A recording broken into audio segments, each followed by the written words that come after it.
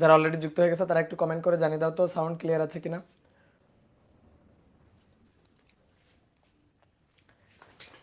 যারা এই কার ওখান থেকে সাউন্ড আসে?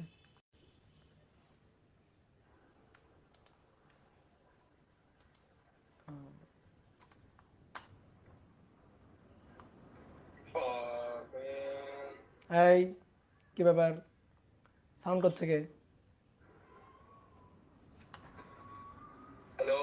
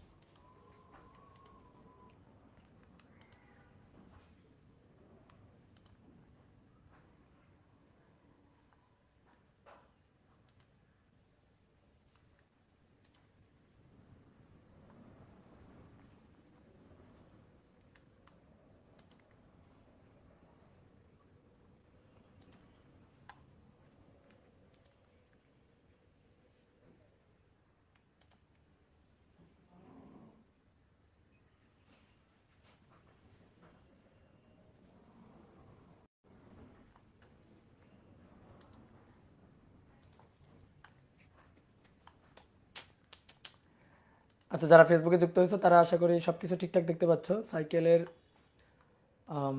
ওয়েব অ্যাপে ক্লাসটা কেটে গেছে, সো আমি আবার একটু ওয়েব অ্যাপে ঢোকার ট্রাই করতেছি। তো একটু যারা ফেসবুকে যুক্ত হয়েছে তারা একটু ধৈর্য নিয়ে বসো, জাস্ট 2-3 মিনিট লাগবে। চ্যাপ্টার 7 ইনস্ট্রাক্টর আমি টুডে। ওকে,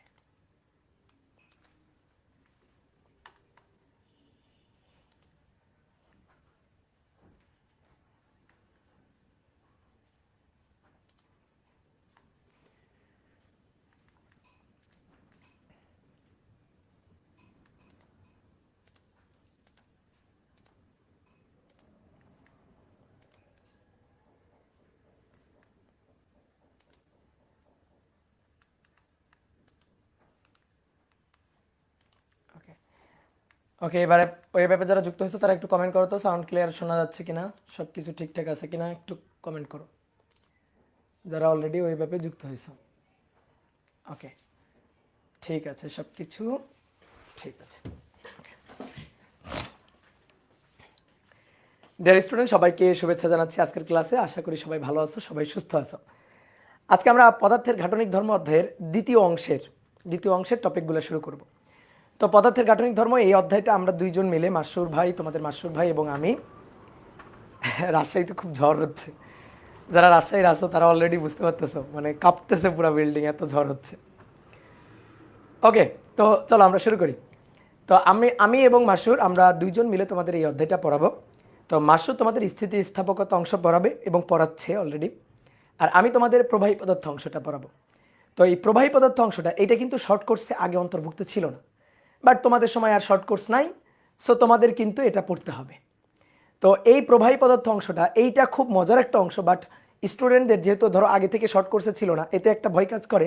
এবং আরেকটা জিনিস হচ্ছে, এইখানে যদি ফিল করে না পড়তে পারো তাহলে অনেক কিছু বুঝতে অসুবিধা হতে পারে। তো আমরা চেষ্টা করব একেবারে প্র্যাকটিক্যালি জিনিসগুলা ফিল করে করে, বিষয়গুলোকে অনুধাবন করে করে বোঝার। তো চলো আমরা শুরু করি। আমি তোমাদের একটু দেখাই যে এই অংশে আমরা কি কি টপিক আগে পড়বো, সেইটা একটু আগে তোমাদের একটু দেখাই। দেখো, এই প্রবাহী পদার্থ অংশে, প্রবাহী পদার্থ, এই প্রবাহী পদার্থ অংশে আমরা প্রবাহী বলতে আসলে কি বুঝি? প্রবাহী বলতে তরলকেও বোঝা যায়, আবার গ্যাস বা বায়বীয় যেটা সেটাকেও কিন্তু প্রবাহী বোঝা যায়। তো আমরা প্রবাহীর কিছু ধর্ম নিয়ে এখানে আলোচনা করব প্রবাহী পদার্থ অংশে। তো বিশেষ করে তরলের কিছু ধর্ম।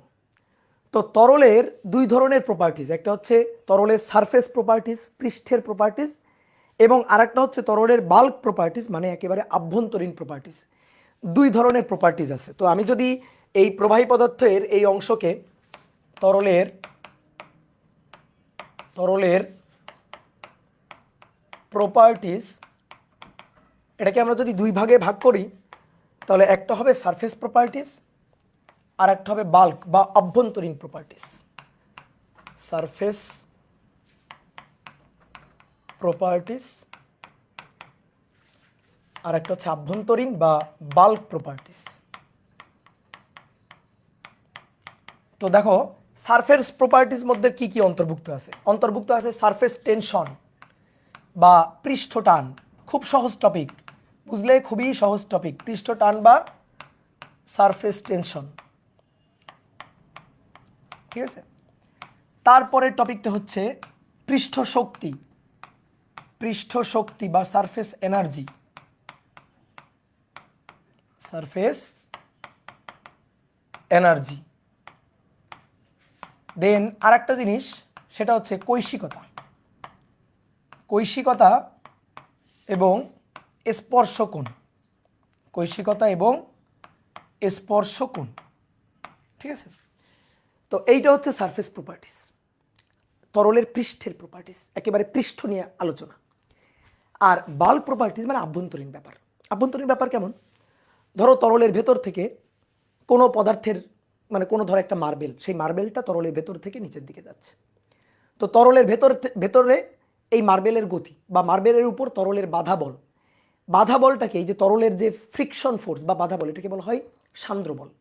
তো এই যে সান্দ্র বল বা সান্দ্রতা, ভিসকোসিটি, কঠিন পদার্থের ক্ষেত্রে আমরা যেটাকে আসলে ফ্রিকশন বলি, ঘর্ষণ, তরলের ক্ষেত্রে সেটাকে বলা হয় সান্দ্র বল। তো আমরা এই তরলের ভেতরে কোনো বস্তুর গতি, কঠিন কোনো পদার্থ তার যদি গতি হয়, তো তার বিপরীতে তরলের যে বাধাটা, অর্থাৎ ফ্রিকশন যে বাধাটা, সেটাকে আমরা ভিসকোসিটি বা সান্দ্র বল এটা বলে থাকি। তো এইটা নিয়ে আলোচনা করবো। এইটা হচ্ছে একটা বাল্ক প্রপার্টি, অভ্যন্তরীণ ব্যাপার। তরলের বিভিন্ন ধরনের প্রবাহ, ধারারেখা প্রবাহ বা বিক্ষিপ্ত প্রবাহ, এরকম বিভিন্ন ধরনের প্রবাহ নিয়ে আলোচনা আছে। এইটা হচ্ছে একটা আভ্যন্তরীণ ব্যাপার। তারপরে তরলের অন্তবেগ বা প্রান্তবেগ। তরলের ভেতরে, প্রবাহীর ভেতরে কোনো বস্তুর, এই কি হচ্ছে তোমাদের? বারবার মাইক অন হয়ে যাচ্ছে কেন? এটা তো ভালো লক্ষণ না। আমি তো মাইক অফ করে রাখছি, তারপরও বারবার তোমাদের মাইক অন হচ্ছে কিভাবে?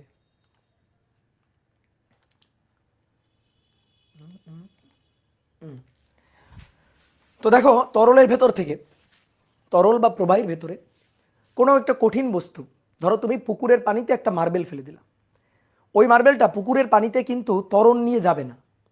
প্রথম কিছুক্ষণ ধরো ত্বরণ হইলে হইতে পারে, বাট একটা সময় কিন্তু সে একটা সমবেগ নিয়ে ধীরে ধীরে ধীরে ধীরে নিচের দিকে পড়বে। ধরো অনেক গভীর একটা পুকুর বা অনেক গভীর একটা নদী, তুমি তার মধ্যে, সাউন্ড নাই? সাউন্ড শোনা যাচ্ছে না? সাউন্ড ক্লিয়ার না? আছে। তো এই যে ধরো একটা গভীর নদী বা একটা গভীর পুকুর, তার মধ্যে তুমি একটা মার্বেল ফেলে দিছো। তো এই মার্বেলটা প্রথমে কিছুক্ষণ ত্বরণ হলে হইতে পারে, বাট তারপরে দেখবা সমবেগে নিচের দিকে যাবে এবং তলদেশে গিয়ে, নদীর তলদেশে বা পুকুরের তলদেশে গিয়ে সমবেগে পড়বে। প্রবাহীর মধ্যে এই যে সমবেগে চলা, এটাকে বলা হয় হচ্ছে অন্তবেগ বা প্রান্তবেগ, ইংরেজিতে বলা হয় টার্মিনাল ভেলোসিটি। তো এইটা হচ্ছে তরলের একটা বাল্ক প্রপার্টিস। তো এগুলা নিয়ে আমাদের আলোচনা আছে এই অধ্যায়ে। তাহলে আমরা একটু টপিকগুলো একটু লিখি। সান্দ্রতা বা ভিসকোসিটি, সান্দ্রতা বা ভিসকোসিটি, তারপর মনে হয়, হ্যাঁ, তারপর অন্তবেগ বা প্রান্তবেগ, অন্তবেগ বা প্রান্তবেগ, টার্মিনাল ভেলোসিটি, টার্মিনাল ভেলোসিটি, তারপরে সান্দ্র বল, স্টোকসের সূত্র, সান্দ্র বল, এখানে নিউটনের সূত্র, নিউটনের সূত্র,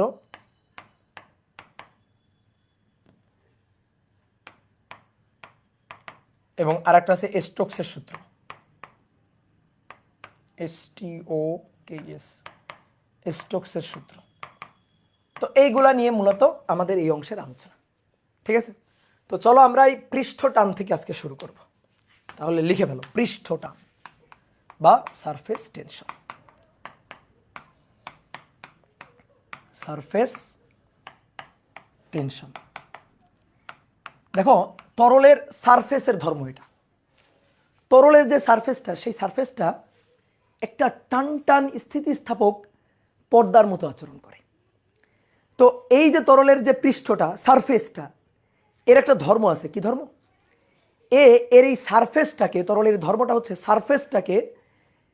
সারফেসের ক্ষেত্রফলটাকে মিনিমাইজ করতে চাই। ঠিক আছে, সারফেসের যে ক্ষেত্রফল এরিয়া, এটাকে মিনিমাইজ করতে চাই। তুমি কখনো চিন্তা করে দেখছো একটা পানির ফোঁটা, একটা বৃষ্টির ফোঁটা, এই পানির ফোঁটাটা গোলক আকৃতির হয় কেন? পানির ফোঁটা তো অনেক ধরনের আকৃতির হইতে পারে, সিলিন্ডার আকৃতির হইতে পারে, কোনক আকৃতির হইতে পারে, ঘনক আকৃতির হইতে পারে, বিভিন্ন আকৃতির হইতে পারে। কিন্তু শূন্যে যেখানে ধরো অভিকর্ষ বলের প্রভাব নেই, অনেকে বলতে ভাই বৃষ্টির ফোঁটা তো এইভাবে পড়ে, আপনি গোলক বলতেছেন কেন? বৃষ্টির ফোঁটা এভাবে পড়ে হচ্ছে অভিকর্ষ বল আছে তাই। কিন্তু অভিকর্ষ বল যদি না থাকে তাহলে একটা বৃষ্টির ফোঁটা, একটা পানির ফোঁটা, তরলের ফোঁটা, সেটা কি আকার ধারণ করে? একটা গোলক আকার ধারণ করে, তাই না? বলো, একটা গোলক শেপ ধারণ করে। প্রশ্ন হচ্ছে কেন গোলক শেপ? কেন অন্য কোনো শেপের হয় না? কেন একটা ঘনক শেপের পানির ফোঁটা হয় না, একটা সিলিন্ডার শেপের পানির ফোঁটা হয় না? ঠিক আছে, একজন বলছে উপবৃত্ত কেমনে হইল? উপবৃত্ত কোত্থেকে আসলো? উপবৃত্ত হচ্ছে, দেখো ভালো করে বুঝো, বৃত্ত এগুলো হচ্ছে 2D। কোনক, সিলিন্ডার, পানির ফোঁটা, গোলক, এগুলো হচ্ছে 3D। তো পানির ফোঁটা তো 3D আকার ধারণ করবে, তো 3D আকার গোলক আকার ধারণ করে। এখন কথা হচ্ছে গোলক কেন, অন্য কোনো শেপের কেন হয় না? তার কারণটা হচ্ছে পৃষ্ঠটানের কারণে। তরলের এই পৃষ্ঠটানের জন্য তরলের যে সারফেসটা, পানির ফোঁটার যে পৃষ্ঠটা, এই পৃষ্ঠটার ক্ষেত্রফলটাকে মিনিমাইজ করতে চাই।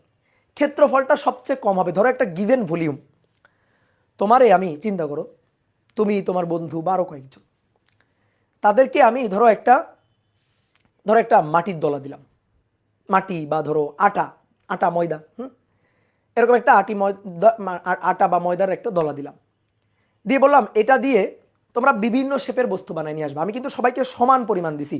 ধরো আমি সবাইকে 1 কেজি করে দিছি, 1 কেজি মাটি দিছি বা 1 কেজি মনে করো ময়দার দলা দিছি, তো সবাইকে আমি 1 কেজি করে দিছি। এবার আমি বলছি যাও তোমরা এটা দিয়ে বিভিন্ন শেপের বস্তু বানাই নিয়ে আসবা। আমি তাকেই পুরস্কার দিব যার যে বস্তু মানে বিভিন্ন শেপের তোমরা তো বস্তু বানাই নিয়ে আসবা, যার ওই বস্তুর সারফেসটার ক্ষেত্রফল হবে সবচেয়ে কম। তাহলে বলো তো আমি কারে পুরস্কার দিব? যে বুদ্ধিমান সে কি কাজটা করবে বলো তো দেখি, বলো। তুমি একটা সিলিন্ডার বানাই নিয়ে আসলা এই 1 কেজি মাটি দিয়ে, একজন একটা ঘনক বানাই নিয়ে আসলো, একজন একটা কোনক বানাই নিয়ে আসলো। আমি পুরস্কার কাকে দিব? যে গোলক বানাবে তাকে। কারণ আমি শর্ত দিছি যার পৃষ্ঠের ক্ষেত্রফলটা হবে সবচেয়ে কম। তাহলে সেম ভলিউমের আমরা একটু এবার লিখে সামনের দিকে আগাই। তাহলে প্রশ্নটা আমরা আগে কিছু প্রশ্ন উত্থাপন করি, যে একটি বৃষ্টির ফোঁটা, একটি তরলের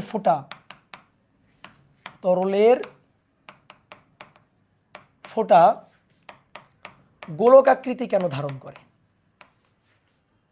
গোলক বা গোলাকার আকৃতি কেন ধারণ করে? ধরো সেম ভলিউম,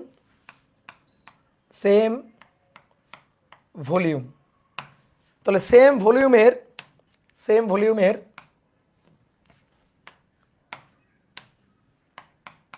ধরো ঘনক আছে, সিলিন্ডার আছে, তারপর কোনক আছে, তারপর ধরো গোলক আছে, এরকম বিভিন্ন ধরনের বস্তু আছে। এর মধ্যে এইগুলার মধ্যে সবগুলার কিন্তু আয়তন কিন্তু সেম ভলিউম, সেম পরিমাণ, সেম ভর। ঠিক আছে, তাহলে সেম ভলিউম, আয়তন সেম, কিন্তু এদের মধ্যে সবচেয়ে মিনিমাম ক্ষেত্রফল হবে এই গোলকটার, মিনিমাম এরিয়া। তো মিনিমাম এরিয়া কার হবে? গোলকের হবে সবচেয়ে মিনিমাম এরিয়া, সর্বনিম্ন ক্ষেত্রফল হবে এর, গোলকের। কেন? কারণ গোলকের তরলের ধর্মটা হচ্ছে এই যে গোলক এরকম গোলক আকৃতির হয়ে থাকলে কি হয়, এর যে সারফেসটা, এই সারফেসের ক্ষেত্রফলটা সবচেয়ে কম হয়। তরলের এই যে অণুগুলা আছে, সারফেসের যে অণুগুলা আছে, সেই অণুগুলা নিজেদের মধ্যে আটিসাটি হয়ে থাকতে চাই, নিজেদের মধ্যে আটিসাটি হয়ে গুটিসুটি হয়ে থাকতে চাই। তাহলে এই উপরের পৃষ্ঠের যে পানির অণুগুলা আছে, সেই অণুগুলা ভিতরের দিকে চাপাচাপি করে এভাবে টেনে ভিতরের দিকে টেনে টেনে একেবারে গুটিসুটি হয়ে থাকতে চাই।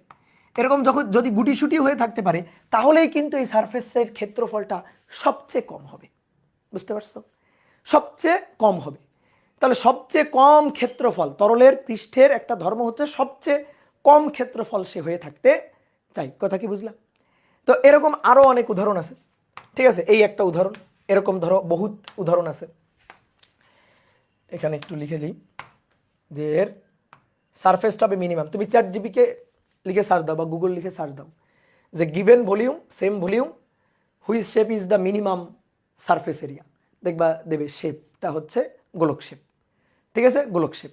তাহলে তরলের এই পৃষ্ঠটার ক্ষেত্রফলটাকে মিনিমাইজ করতে চাই। মিনিমাইজ করতে গিয়ে এরকম গুটিসুটি ভাবে মানে এগুলা এই তরলের অণুগুলা নিজেরা এরকম ঘাপটি মেরে ভেতরে ঘাপটি মেরে গুটিসুটি হয়ে থাকতে চাই। তাহলে এই সারফেসটা সবচেয়ে কম হবে, মিনিমাম ক্ষেত্রফল হবে, মিনিমাম এরিয়া হবে। তাহলে তরলের পৃষ্ঠের এটা একটা ধর্ম যে সারফেস এরিয়াটাকে মিনিমাম করতে চায়। এরকম আরেকটা পরীক্ষামূলক আরেকটা উদাহরণ আমরা দিতে পারি। সেটা হচ্ছে তুমি একটা কাজ করবা, তুমি এরকম চার কোণা শেপের একটা তার নিবা, একটা তার বা গুণা, আমরা যেগুলাকে গুণা বলি, এরকম একটা গুণা এরকম চার কোণা শেপে এরকম বাঁকাবা।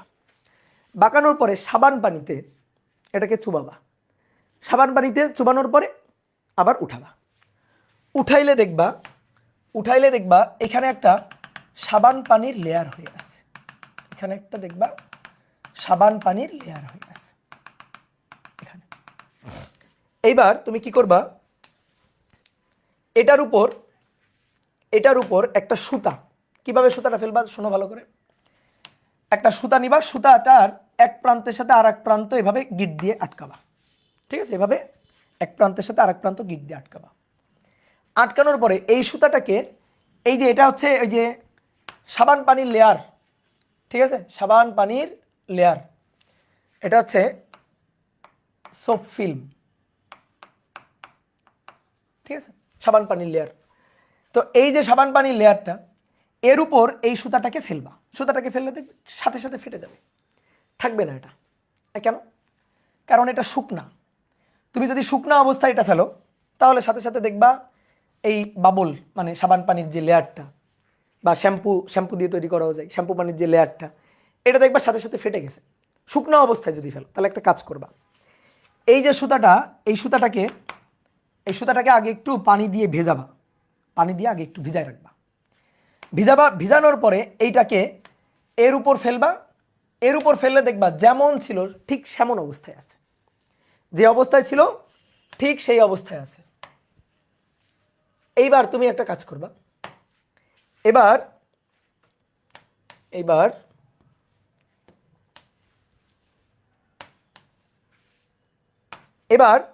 এই যে শুকনা কলম টলম দিয়ে বা কিছু একটা দিয়ে এর মাঝখানে ঠুস করে ফাটাই দিবা।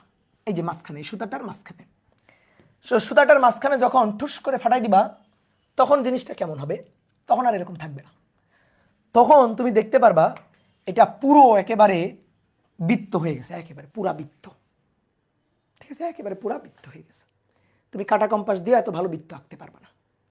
এরকম একেবারে গোল শেপের একটা বৃত্ত হয়ে গেছে, গোলক না কিন্তু এটা বৃত্ত। তাহলে এরকম বৃত্তাকার শেপ ধারণ করবে, এটা এরকম বৃত্ত হয়ে যাবে, বৃত্ত হয়ে যাবে। দেখো আগে কি ছিল, এর ভেতরেও সাবান পানির লেয়ারটা ছিল, বাইরেও লেয়ারটা ছিল। এখন এই সাবান পানির লেয়ারটা বাইরে আছে কিন্তু ভিতরে কিন্তু আর নাই। তরলের সারফেসের একটা ধর্ম হচ্ছে ক্ষেত্রফলটাকে সে মিনিমাইজ করতে চায়। তো তরলের সারফেসটাকে কোথায় ছিল, এই যে তরলের সারফেসটা, এই হচ্ছে তরলের সারফেস পুরাটা, এই ক্ষেত্রফলটা মিনিমাইজ হইতে চাই। তো আমরা কি করছি, এরপরে এখানে একটা সুতা রাখছি। তো সুতা যখন রাখছি, দেখো ভেতরেও সাবান পানি আছে, বাইরেও সাবান পানি আছে, সাবান পানির লেয়ার আছে, তাহলে কোনো সমস্যা নেই। কিন্তু এবার যখন আমরা ভিতরে ফাটাই দিছি, ভিতরে আর নাই, ভিতরে সাবান পানির লেয়ারটা নাই। তাহলে এখন সাবান পানির লেয়ারটা আছে কোথায়, বাইরে। এই যে বাইরে এই সাবান পানির লেয়ারটা আছে। তো এই যে তরল, এই যে সাবান পানি, তরলের সারফেস এই যে সারফেসটা, এর ধর্মটা হচ্ছে এর সারফেসের এরিয়াটাকে মিনিমাইজ করতে চাই। বলো তো এটা কেমনে মিনিমাইজ করতে পারবে? যদি এই বৃত্তের ক্ষেত্রফলটা ম্যাক্সিমাম হয় তাহলে এই যে চারপাশে সাবান পানির যে লেয়ারটা আছে তার ক্ষেত্রফলটা মিনিমাম হবে। বুঝতে পারছো? এটা যদি ম্যাক্সিমাম ক্ষেত্রফল হয় তাহলে এই যে ক্ষেত্রফলটা তরলের যে সারফেসটা সেটা মিনিমাম হবে। তাহলে এই যে সুতাটা, এই সুতাটাকে তরল দেখো এইভাবে টানবে, এই যে তরলের লেয়ারটা চারপাশে আছে না, এই তরল এই সুতাটাকে সব দিকে এভাবে সমানভাবে টানতে থাকবে, এভাবে এভাবে এভাবে টানতে থাকবে এরকম। তাহলে এভাবে টেনে কি করবে, এই ক্ষেত্রফলটাকে বড় বানায় ফেলবে। তাহলে ভিতরের এই সারফেসটা যদি বড় হয়, সবচেয়ে বেশি হয়, তাহলে বাইরের এই সারফেসটা সবচেয়ে কম হবে। তাহলে তরলের এই সারফেসটা, এই যে সারফেসটা, এটা মিনিমাম ক্ষেত্রফল হতে চাইবে, মিনিমাম এরিয়া হতে চাইবে। এটা হচ্ছে তরলের পৃষ্ঠের একটা ধর্ম। তাহলে বলো আমরা বুঝলাম কিনা? তরলের পৃষ্ঠের একটা ধর্ম। তুমি পরীক্ষাটা এভাবেও করতে পারো।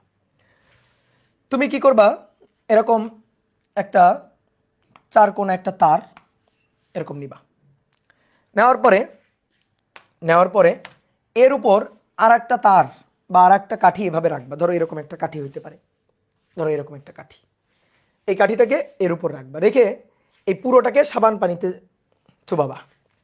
সাবান পানিতে চুবানোর পরে পুরোটাকে সাবান পানিতে চুবাবা, চুবানোর পরে এটাকে আবার উঠাবা। উঠালে দেখবা খুবই সুন্দরভাবে এইখানে একটা সাবান পানির লেয়ার, এখানে একটা সাবান পানির লেয়ার, আর এখানে একটা সাবান পানির লেয়ার এরকম আছে। ঠিক আছে, এই অবস্থায় আছে। তুমি দেখবা এই অবস্থায় এই যে তারটা আছে বা এই যে লাঠি ছোট সরু কাঠিটা আছে, এটা না এদিকে যাবে না এদিকে যাবে, এইভাবেই থাকবে। এইবার তুমি একটা কাজ করবা, এবার তুমি শুকনা কিছু দিয়ে, এরকম কলম হইতে পারে, শুকনা কিছু দিয়ে তুমি ধরো এই পাশে অথবা এই পাশে যে কোনো এক পাশে ঠুস করে আবার ফাটাই দিবা, লেয়ারটা ফাটাই দিবা, যে কোনো এক পাশে ঠুস করে লেয়ারটা ফাটাই দিবা। আর এই যে লাঠিটা নিবা এটা একটু নগণ্য ভরের নিবা, যেন ভারটা খুব কম হয়, খুবই হালকা পাতলার লাঠি হয়। তাহলে দেখতে পারবা তুমি ধরো এই ভিতরে এই পাশটাকে ঠুস করে ফাটাই দিছো, এটা আর নাই। তাহলে যখন এটা আর থাকবে না, এইটা যখন আর থাকবে না, এইটুকু আর নাই, তুমি এবার দেখতে পারবা এই পাশে আর সাবান পানির লেয়ারটা নাই। তখন তুমি দেখতে পারবা এই যে কাঠিটা আছে না, এই কাঠিটা আস্তে আস্তে আস্তে আস্তে আস্তে আস্তে এইদিকে সরে যাচ্ছে, কাঠিটা আস্তে আস্তে এইদিকে সরে যাচ্ছে। এবং একটা সময় গিয়ে দেখবা এরকম হবে যে কিছুক্ষণ পরে গিয়ে, অবশ্য বেশি সময় লাগবে না, কিছুক্ষণ পরে গিয়ে দেখবা এইটা একেবারে এইখানে গিয়ে ধরো কোনো একটা জায়গায় এখানে গিয়ে থামছে। তাহলে এই পাশে দেখো, এই পাশে আর সাবান পানির লেয়ারটা নাই, এইখানে একটা ছোট্ট লেয়ারের মতো আছে, ধরো এইখানে গিয়ে থামছে। এমন হইতে পারে ধরো থামলো না, একেবারে এখানে গিয়ে মিশে গেল। তো এইটা হবে, তাহলে কি হইলো, এটা সরে গিয়ে এই পাশে চলে আসলো। তাহলে কি হলো বলো, ঘটনাটা কি হলো? ঘটনাটা হলো এই যে তরলের সারফেসটা, এই সারফেসটা কি হয়েছে, মিনিমাইজ হইতে চাইছে। তরলের যে সারফেসটা, এই সারফেসটাকে মিনিমাইজ করতে চাইছে। ঠিক আছে দাদা, দাদা বুঝছি, কিন্তু এরকম হয় কেন? জাস্ট খালি শোনো, তোমার না বুঝলেও হবে, তুমি খালি শোনো, সব উত্তর এক সময় দেখবা মিলে গেছে। যে কেন হয়, আমি তো এখনো কেন হয় বলি না, আমি বলছি কি হয়, আগে শুনে নাও। তাহলে তুমি দেখবা এই কাঠিটা আস্তে আস্তে আস্তে আস্তে এদিকে সরে গেছে। তাহলে এই যে তরলের যে সারফেসটা আছে, এই সারফেসটার ক্ষেত্রফলটাকে মিনিমাইজ করে ফেলছে, এইভাবে এভাবে এইদিকে টেনে নিয়ে আসছে। তাহলে এই যে সারফেসটা, এইটুকু সারফেস, এই তরলের সারফেসটাকে মিনিমাম করতে চাচ্ছে।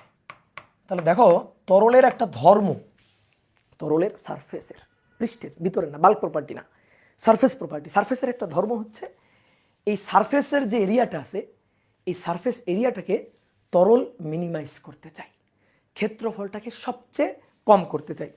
আমরা চাইলে এই পরীক্ষা নিজেরা বাসায় করতে পারি।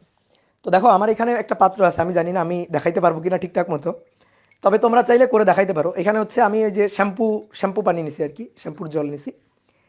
এবার তুমি কি করবা, এরকম এই যে চারকোনা, এই যে এরকম, এইটা এরকমভাবে বাঁকাবা, এই যে চারকোনা বাঁকানোর পরে আবার আজকে পানি টানি ফেলে দিই কিনা, আর তোমরা তো এইগুলো নিয়ে ট্রল করো। এই যে এইটাকে সাবান পানিতে এভাবে চুবানোর পরে এভাবে উঠাবা, উঠালে দেখো একটা লেয়ার তৈরি হয়েছে এখানে, দেখতে পাচ্ছ কি বলো তো? লেয়ারটা কি দেখা যাচ্ছে বলো তো? ক্যামেরায় কি দেখা যাচ্ছে লেয়ারটা? এই যে দেখো একটা লেয়ার তৈরি হয়েছে, দেখো আমি একটু নাড়াই তাহলে বোঝা যাবে। নাড়াইলে একটু বোঝা যাবে যে এরকম একটা লেয়ার তৈরি হয়েছে। তাহলে এবার আমি কি করব, একটা সুতা নিব, এই যে সুতাটা আমার হাতে, এই দেখো ছোট্ট একটা সুতা দেখা যাচ্ছে মনে হয়, এই যে ছোট্ট একটা সুতা, লাল সুতা, এই যে ছোট্ট সুতাটা এইটা আমি নিব, নেওয়ার পরে দেখি কত দূর দেখানো যাইতে পারে।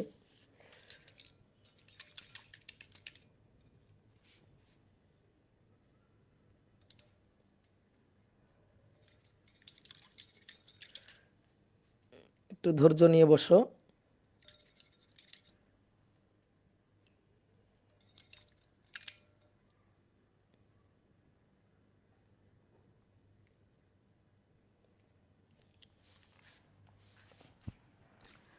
দোয়া করো যেন না, এই ফেটে গেছে।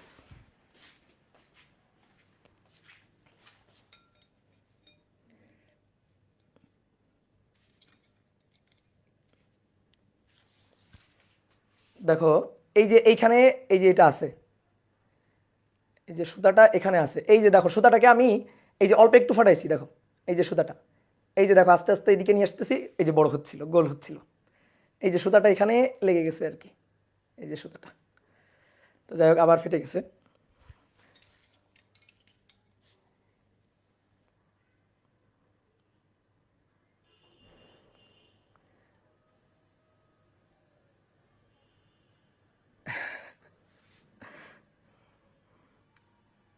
খুব মুশকিলের ব্যাপার।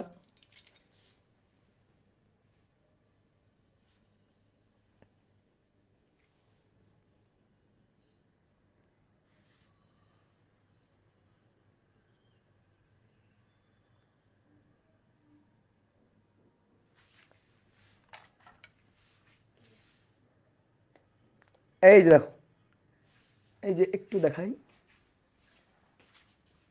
এই আবার গেছে। যাই হোক দেখছো তো, বলো একটু তো দেখছো, একটু তো দেখা গেছে নাকি, বলো তো দেখা যায় নাই, একটু দেখা যায় নাই? আচ্ছা দেখি আমি ভিডিও করে দিব না তাইলে, ঠিক আছে কি বলো, একটু দেখা যায় নাই? হাই হাই,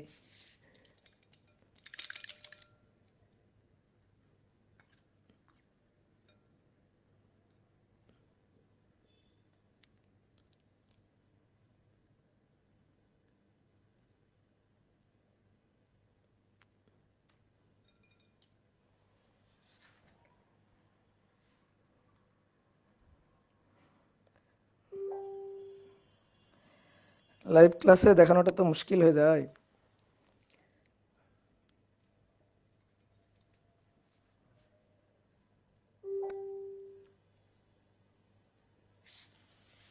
এই যে এবার দেখো, এবার দেখা যাবে। এস,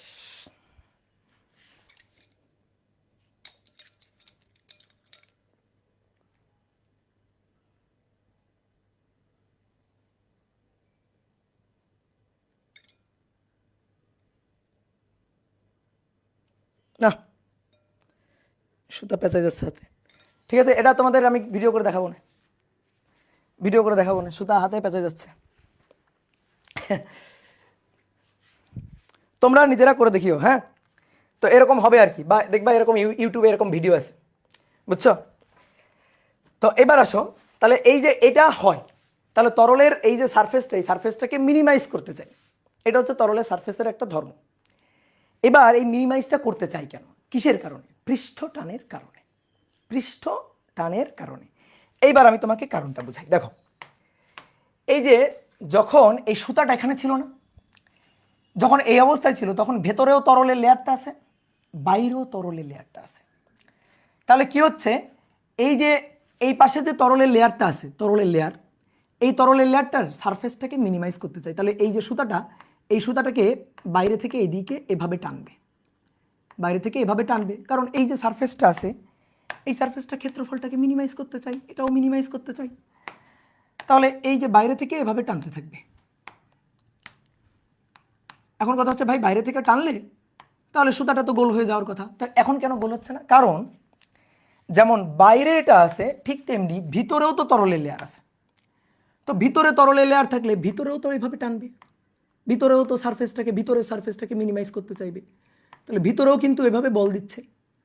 তো এবার বাইরের ফোর্স আর এই যে ভিতরের ফোর্স, এরা কিন্তু পরস্পরকে মিনিমাইজ করে ফেলতেছে, পরস্পরকে নাকচ করে দিচ্ছে। এই কারণে সুতাটা এই অবস্থায় আছে। এবার যখন আমি ভিতরে হাত দিয়ে ভিতরে ঠুস করে ভিতরের যে তরলের লেয়ারটা ওইটাকে নষ্ট করে দিচ্ছি, ওটাকে ফাটাই দিচ্ছি, তখন ভিতরে আর তরল নাই।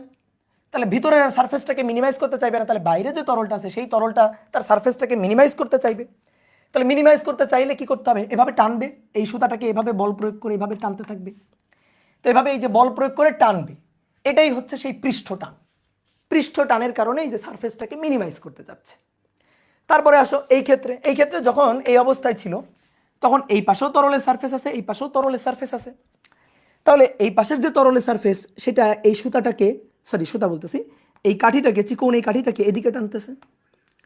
আর যখন এই পাশে তরলটা আছে সেইটা এইভাবে টানতেছে এদিকে দিয়ে। কি করতে চাইতেছে? এই পাশের এই যে লেয়ারটা, এই পাশের যে লেয়ারটা এটা চাইতেছে মিনিমাম ক্ষেত্রফলে আসতে, এই পাশের যে লেয়ারটা এটাও চাইতেছে মিনিমাম ক্ষেত্রফলে আসতে। তো এই পাশেও টান, এই পাশেও টান, আলটিমেটলি দুইটা পরস্পরকে নাকচ করে দিচ্ছে। কিন্তু এবার কি হচ্ছে? যখন আমি এইটাকে হাত দিয়ে ঠেস করে ফাটাই দিছি, তখন কি হচ্ছে? তখন এক পাশে তরলের লেয়ার আছে, আরেক পাশে নাই। তাহলে তরলের লেয়ার কি করবে? সারফেসটাকে মিনিমাইজ করতে চাইবে, তাহলে এইভাবে বল প্রয়োগ করে টানবে। তাহলে এক পাশেই শুধু টান বল আছে, দেখো এই পাশের টান নাই, শুধু এই পাশেরটা আছে। এই টান বলের কারণে আস্তে আস্তে এই চিকন সরু কাঠিটা আস্তে আস্তে এদিকে সরে যাবে, এইভাবে সরে যাবে, গিয়ে সারফেসটাকে মিনিমাইজ করবে। তাহলে কিসের কারণে? এটা পৃষ্ঠ টানের কারণে। তাহলে পৃষ্ঠ টান কি ব্যাপারটা ফিল করতে পারতেছো? যে তরলের সারফেসটাকে মিনিমাইজ করতে চাই, এটাই হচ্ছে পৃষ্ঠ টানের ধর্ম। ওকে, এবার আসো তাহলে পৃষ্ঠ টানের ডেফিনেশনটা আমরা লিখতে চাই। পৃষ্ঠ টানের সংজ্ঞাটা, পৃষ্ঠ টান বা সারফেস টেনশনের সংজ্ঞাটা। তরলের, ধরো একটা পাত্রে, একটা বিকার বা একটা জগ মগ কিছু একটা, তাতে তুমি পানি নিছো, এই যে পাত্র, এই পাত্রে পানি নেওয়া হয়েছে। এবার পানির দেখো, এই যে আমি ধরো ব্যাস বরাবর অর্ধেক চিন্তা করলাম, ব্যাস বরাবর, বা এর উপর একটা কল্পিত দৈর্ঘ্য, দৈর্ঘ্য কল্পনা করলাম যে এল দৈর্ঘ্য, একটা ইমাজিনারি লেন্থ, ইমাজিনারি আমরা কল্পনা করলাম যে সারফেস, সেই সারফেসের উপরে একটা ইমাজিনারি লেন্থ, ঠিক আছে? তাহলে এই লেন্থের, ভালো করে খেয়াল করবে এবার, এই লেন্থের ওই পাশেও পানি, এই পাশেও পানি, একেবারে সারফেসে কিন্তু আমরা চিন্তা করতেছি, সারফেসের ধর্ম এটা। তাহলে সারফেসে আমরা এরকম একটা লেন্থ কল্পনা করলাম, এটা হচ্ছে একটা কল্পিত ইমাজিনারি লেন্থ এল। তাহলে এর ওই পাশেও পানি, এই পাশেও পানি আছে। তাহলে তুমি একটু ভালো করে বোঝো, এই পাশে যে পানি আছে সেই পানি তার সারফেস, ওই সারফেসটাকে এভাবে টেনে সারফেসটাকে এভাবে টেনে, বল প্রয়োগ করে এভাবে টেনে ক্ষেত্রফলটাকে মিনিমাইজ করতে চাইবে। আবার এই পাশে যে তরল আছে সেই তরলটাও কি করবে? সারফেসটাকে মিনিমাইজ করতে চাইবে। বুঝলা? চিন্তা করো, একটা মানে পানির পৃষ্ঠে একটা কল্পিত দৈর্ঘ্য চিন্তা করো, মনে মনে একটা দৈর্ঘ্য ভাবো যে এইটা একটা লেন্থ, লেন্থের ওই পাশেও পানি, লেন্থের এই পাশেও পানি। তাহলে ওই পাশের সারফেসের যে পানি আছে সেই পানি কি করবে? এই পাশের সারফেসে যে পানি আছে তাকে টেনে এইদিকে নিয়ে আসতে চাইবে, কারণ ধর্মই কি? ক্ষেত্রফলকে মিনিমাইজ করতে চাই। তাহলে ঠিক একইভাবে এই পাশে যে পানি আছে, এই পাশের যে অংশে যে পানি আছে, পৃষ্ঠের যে পানিটা, সেইটা ওই পাশের পানিগুলাকে টেনে নিয়ে আসতে চাইবে, অর্থাৎ সারফেসটাকে মিনিমাইজ করতে চাইবে। কি কথা বুঝছো? তাহলে এই পাশে এই এল দৈর্ঘ্যে এভাবে টানতেছে, স্পর্শকীয় বল দিয়ে টেনে ক্ষেত্রফলটাকে মিনিমাইজ করতে চাচ্ছে। আবার তাহলে এই পাশের যে তরল সেটা ওই পাশের তরলগুলাকে, পৃষ্ঠের পানিগুলাকে এদিকে টেনে এনে ক্ষেত্রফলটাকে মিনিমাইজ করতে চাইতেছে, ক্ষেত্রফলটাকে মিনিমাইজ করতে চাইতেছে। এই যে এইখানে ঘটনাটা চিন্তা করো, এই পাশে যে সারফেসে যে তরলটা আছে সেই তরলটা কি করতেছে? এই পাশের এটাকে টেনে এদিকে নিয়ে আসে ক্ষেত্রফলটাকে মিনিমাইজ করতে চাইতেছে। আবার এই পাশের তরল কি চাইতেছে? এদিকে টেনে নিয়ে ক্ষেত্রফলটাকে মিনিমাইজ করতে চাইতেছে। এই যে সারফেসটা, এই সারফেসটাকে এ মিনিমাইজ করতে চাইতেছে, আর এই সারফেসটাকে এরা মিনিমাইজ করতে চাইতেছে। এখন তারপর যখন এক পাশ নাই, এক পাশে যখন আর তরল নাই, তখন কি করতেছে? অন্য পাশ সেই সুযোগটা পাচ্ছে। কিন্তু যখন এই সরু কাঠির ওই পাশে তরল, এই পাশে তরল, দুই পাশে যখন আছে, তখন একটারে নাকচ করে দিচ্ছে। এই কারণে এই সরু কাঠিটা কোনো দিকে যাচ্ছে না, ক্ষেত্রফলটা আসলে কোনোটাই মিনিমাইজ হচ্ছে না, কিন্তু দুই পাশের এই তরলের সারফেসটা ক্ষেত্রফলটাকে মিনিমাইজ করতে চাইতেছে। কি কথা বুঝছো? তাহলে আমি কোনো পাত্রে ধরো পানি আছে, তরল আছে, তার উপর একটা এল দৈর্ঘ্যের কল্পিত একটা দৈর্ঘ্য, ইমাজিনারি একটা লেন্থ আমি কল্পনা করলাম, যে লেন্থের ওই পাশের তরল এই পাশের তরলকে টানতেছে, আবার এই পাশের তরল ওই পাশের তরলকে টানতেছে। একক দৈর্ঘ্যে এই যে টান বল, ভালো করে শুনবা এবার, পৃষ্ঠ টান কি? একক দৈর্ঘ্যে ক্ষেত্রফলটাকে মিনিমাইজ করার জন্য এই যে স্পর্শকীয় লম্ব বল, ঠিক আছে, এই যে বলটা কাজ করতেছে, এই বলটা স্পর্শকীয় লম্ব বল মানে স্পর্শক বরাবর ক্রিয়া করতেছে, কিন্তু এই দৈর্ঘ্যের সাথে কিভাবে? লম্বভাবে। তাহলে স্পর্শকীয় এই যে লম্ব বল ক্রিয়া করতেছে একক দৈর্ঘ্যে পার ইউনিট লেন্থে, এটাকেই বলা হচ্ছে পৃষ্ঠ টান। কি কথা বুঝলা? তাহলে পৃষ্ঠ টান কি জিনিস? তাহলে কোনো তরলের সারফেসে তুমি যদি একটি ইমাজিনারি একটা লেন্থ, কাল্পনিক একটা লেন্থ তুমি কল্পনা করো, তাহলে সেই লেন্থের প্রতি একক দৈর্ঘ্যে ক্ষেত্রফলটাকে মিনিমাইজ করার জন্য তরল যে স্পর্শকীয় লম্ব বল প্রযুক্ত করতেছে সেটাকেই বলা হচ্ছে ওই তরলের পৃষ্ঠটান। তাহলে এবার আসো আমরা একটু সংজ্ঞা লিখি। ধরো এই যে লেন্থটা, এই লেন্থটা হচ্ছে এল লেন্থ। তাহলে এল লেন্থের এই পাশেও বল, এই পাশেও বল দিচ্ছে, আবার এই পাশেও বল দিচ্ছে এল লেন্থের। তাহলে এবার আসো আমরা একটু তাহলে লিখি, কোনো তরলের পৃষ্ঠে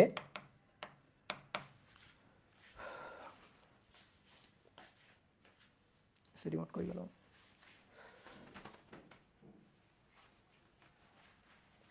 এক মিনিট।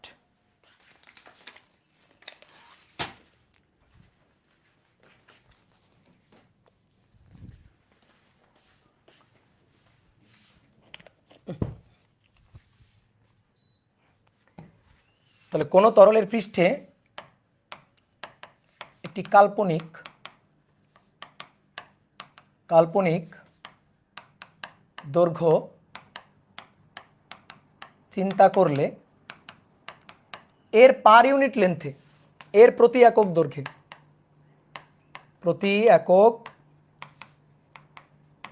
দৈর্ঘ্যে, তরল তার ক্ষেত্রফলকে মিনিমাইজ করার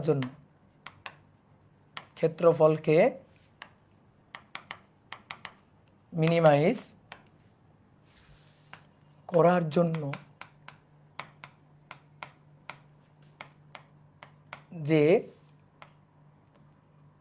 স্পর্শকীয় লম্ব বল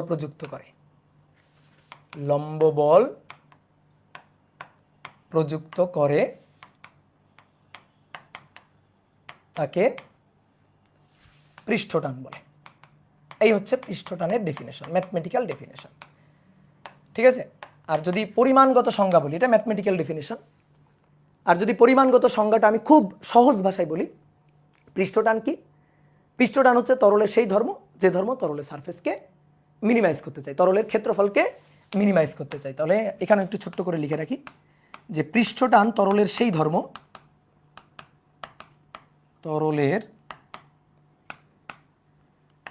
ধর্ম যা তরলের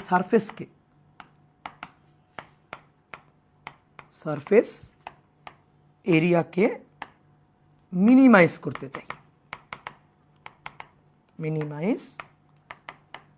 চাই, এই প্রপার্টিসটাই হচ্ছে আসলে পৃষ্ঠটান, ঠিক আছে। আর পৃষ্ঠটানের ম্যাথমেটিক্যাল ডেফিনেশন হচ্ছে এটা। এবার আসো আমরা যদি পৃষ্ঠটানের সূত্রটা এখান থেকে সংজ্ঞা থেকে নিয়ে আসি। এই যে দৈর্ঘ্যটা আমরা কল্পনা করছি, দৈর্ঘ্যটা কত? এল। তো ধরো এল দৈর্ঘ্যে ক্রিয়ারত বল হচ্ছে এফ। যে এল দৈর্ঘ্যে কত বল? এল দৈর্ঘ্যে ক্রিয়ারত বল হচ্ছে এফ। এল দৈর্ঘ্যে বল এফ। তাহলে অতএব একক দৈর্ঘ্যে লম্ব বল এফ ডিভাইডেড বাই এল। তাহলে ডেফিনেশন অনুযায়ী এটাই আমার পৃষ্ঠটানকে আমরা টি দিয়ে, বা কোনো বইতে এস দিয়েও লিখছে, আমরা টি দিয়ে লিখবো, আমাদের বাংলাদেশের বইগুলোতে টি দিয়ে লেখা। তাহলে পৃষ্ঠটান surface tension T equal to হবে এফ ডিভাইডেড বাই এল। এই হচ্ছে আমাদের পৃষ্ঠটানের সূত্র। এই এফটা কিন্তু দৈর্ঘ্যের সাথে লম্বভাবে প্রযুক্ত বল। এই এফটা, এটা লম্ব বল, ঠিক আছে। এফ লম্বভাবে প্রযুক্ত বল, এই যে আমি একটু চিহ্ন দিয়ে রাখলাম। আর বাংলা কথাটাও লিখে দিই যে এফ হচ্ছে দৈর্ঘ্যের সাথে লম্বভাবে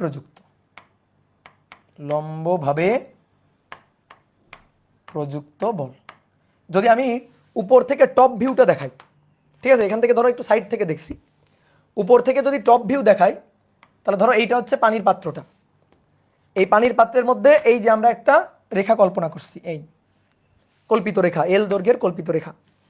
তাহলে এই পাশে এই যে লম্বভাবে প্রযুক্ত বল, এই পাশে লম্বভাবে প্রযুক্ত বল দৈর্ঘ্যের সাথে লম্বভাবে, দৈর্ঘ্যের সাথে লম্বভাবে প্রযুক্ত বল, ঠিক একইভাবে এই পাশেও তাই, দৈর্ঘ্যের সাথে লম্বভাবে প্রযুক্ত বল। ঠিক আছে, এবার পৃষ্ঠটানের এখান থেকে একক আর মাত্রা বের করে ফেলো। পৃষ্ঠটান T equal to F divided by L. তাহলে এফ হচ্ছে বল নিউটন, আর নিচে হচ্ছে দৈর্ঘ্য এল, তাহলে নিউটন পার মিটার, এটা হচ্ছে একক, এটা হচ্ছে একক। ঠিক একইভাবে মাত্রাটাও বের করে ফেলতে পারবা। মাত্রা যদি বের করি আমরা, তাহলে বলের মাত্রা তাকে দৈর্ঘ্য দিয়ে ভাগ, বলের মাত্রা হচ্ছে M L T two the power -2, তাকে আবার এল দিয়ে ভাগ, তাহলে এল এল কাটাকাটি, তাহলে M T two the power -2। এইটা হচ্ছে পৃষ্ঠটানের মাত্রা। কি বোঝা গেছে পৃষ্ঠটান কি জিনিস? তুমি এবার বলো, আমি যদি, ভালো করে শুনবা কিন্তু ভালো করে বুঝে উত্তর দিবা, আমি যদি এই রেখাটার দৈর্ঘ্য বেশি চিন্তা করি তাহলে পৃষ্ঠটান বেশি, নাকি আমি যদি রেখাটার দৈর্ঘ্য কম চিন্তা করি তাহলে পৃষ্ঠটান বেশি? বলো তো, বলো। মিনিমাইজ, দাদা কেন মিনিমাইজ করতে চাই? আমি কি বললাম তুমি আগে শোনো, আমি বলবো সব কিছুর উত্তর দিব। কেন মিনিমাইজ করতে চাই সেটার উত্তর পরে, আগে শোনো ভালো করে।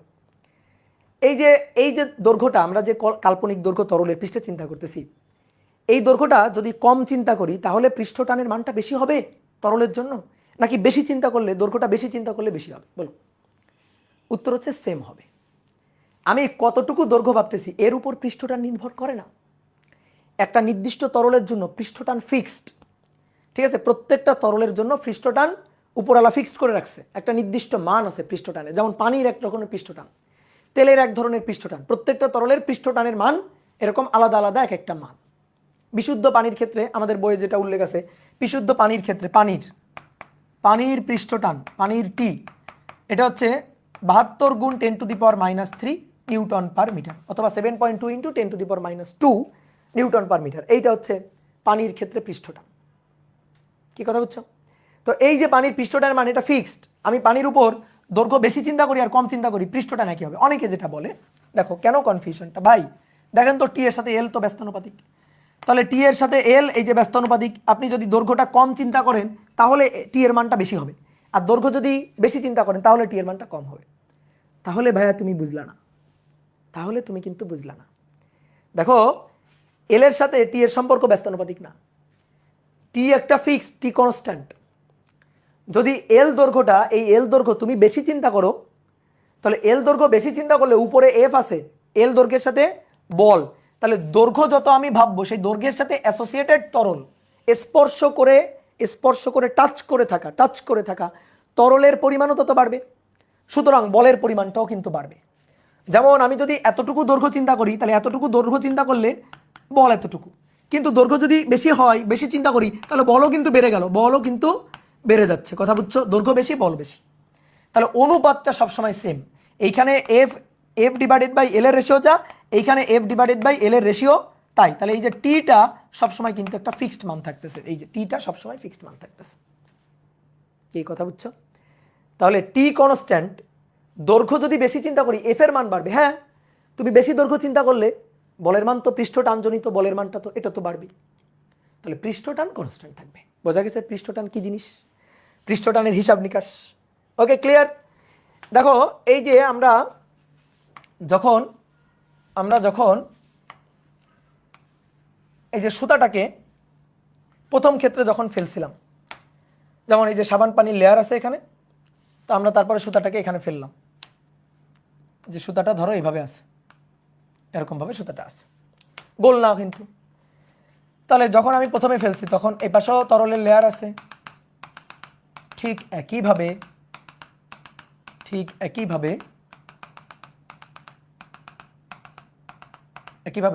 ভিতরেও কিন্তু তরলের লেয়ার আছে, ভিতরেও কিন্তু একইভাবে তরলের লেয়ার আছে। দেখো এর দৈর্ঘ্যে নিট ফোর্স কেমনে শূন্য। আমরা খুবই ক্ষুদ্র একটা দৈর্ঘ্য এখানে চিন্তা করি, খুবই ক্ষুদ্র একটা, এই দৈর্ঘ্যটা হচ্ছে ডিএল দৈর্ঘ্য। কতটুকু? ডিএল দৈর্ঘ্য চিন্তা করলাম। তাহলে এই ডিএল দৈর্ঘ্যে আমরা বাইরের দিকে বল দেখব, ভিতরের দিকে বল দেখব। এই যে তরলটা, এই যে তরল, এই তরলের সাবান পানির পৃষ্ঠটান ধরো টি দিয়ে দিছে, এটা ফিক্সড মান। তাহলে আমি দেখি তো এই যে ডিএল দৈর্ঘ্যে ভিতরে এবং বাইরে কি পরিমাণ বল। তাহলে এই ডিএল দৈর্ঘ্যে বাইরের দিকে যে বলটা, দেখো বাইরের দিকে যে বলটা এফ, আমরা একটু আগে কি দেখলাম, টি ইকুয়াল টু হচ্ছে এফ ডিভাইডেড বাই এল। তাহলে এফ ইকুয়াল টু হবে টি ইন্টু এল।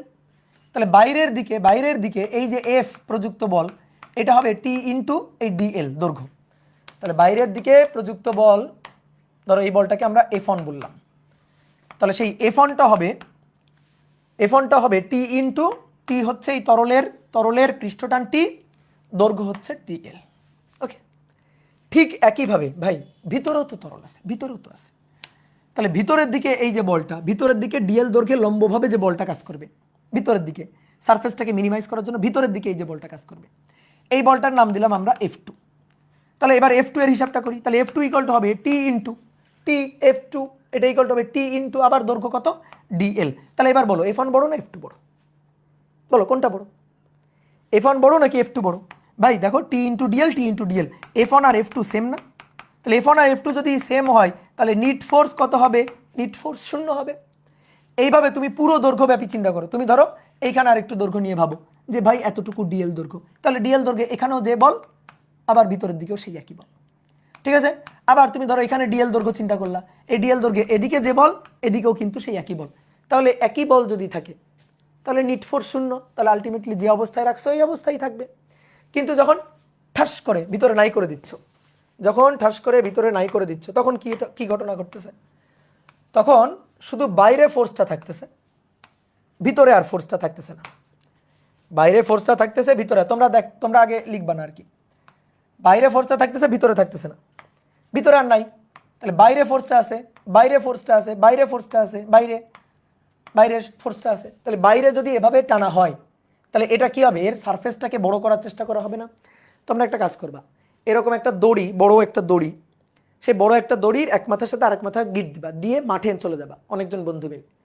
এবার এই বন্ধু মিলে এই দড়ির এক একটা জায়গা, ধরো তুমি এখানে ধরছো, তোমার বন্ধু এখানে ধরছে, আরেক বন্ধু এখানে ধরছে, আরেক বন্ধু এখানে ধরছে, আরেক বন্ধু এখানে ধরছে, ধরে এবার এই দড়িটাকে সবাই টানবা।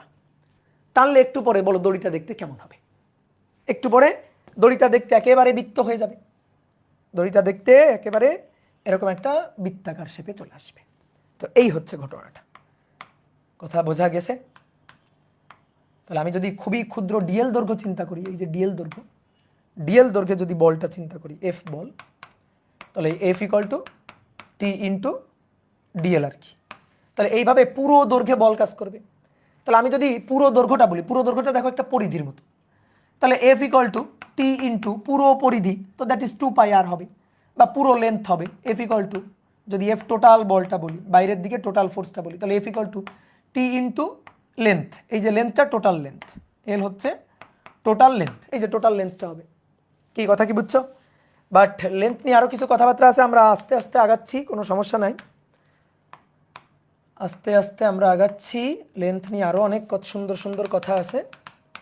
তাহলে মোটামুটি পৃষ্ঠটানের একটা ধারণা, ম্যাথমেটিক্যাল ধারণাটা আমরা পাইছি পৃষ্ঠটানের, বুঝলা? দেখো এই যে আমরা যখন কাপড় কাচি, নর্মালি পানির পৃষ্ঠটান, বিশুদ্ধ পানির পৃষ্ঠটান এমানটা T into T equal to 7 into 10⁻³ কেউ একটু বইয়ে চেক করো তো আমার মানটা কি লেখা ঠিক আছে? একটু চেক করো, বই একটু চেক করো তো। আচ্ছা, একজন বলছে এফ টোটাল কোথায়? এফ টোটাল হচ্ছে এই যে পুরো এই যে তার, বা পুরো এই যে সুতাটা, তার বাইরে টোটাল ফোর্স, এই যে ডিএল দৈর্ঘ্যে যদি ফোর্স এফ হয় তাহলে টোটাল ফোর্সটা, সেই টোটাল ফোর্সটা হচ্ছে টি ইন্টু টোটাল লেন্থ, ঠিক আছে? বাট লেন্থ নিয়ে কিছু কথাবার্তা আছে, আমরা আসতেছি পরে। আচ্ছা দেখো, পানির পৃষ্ঠটান এটা। এবার ডিটারজেন্ট যুক্ত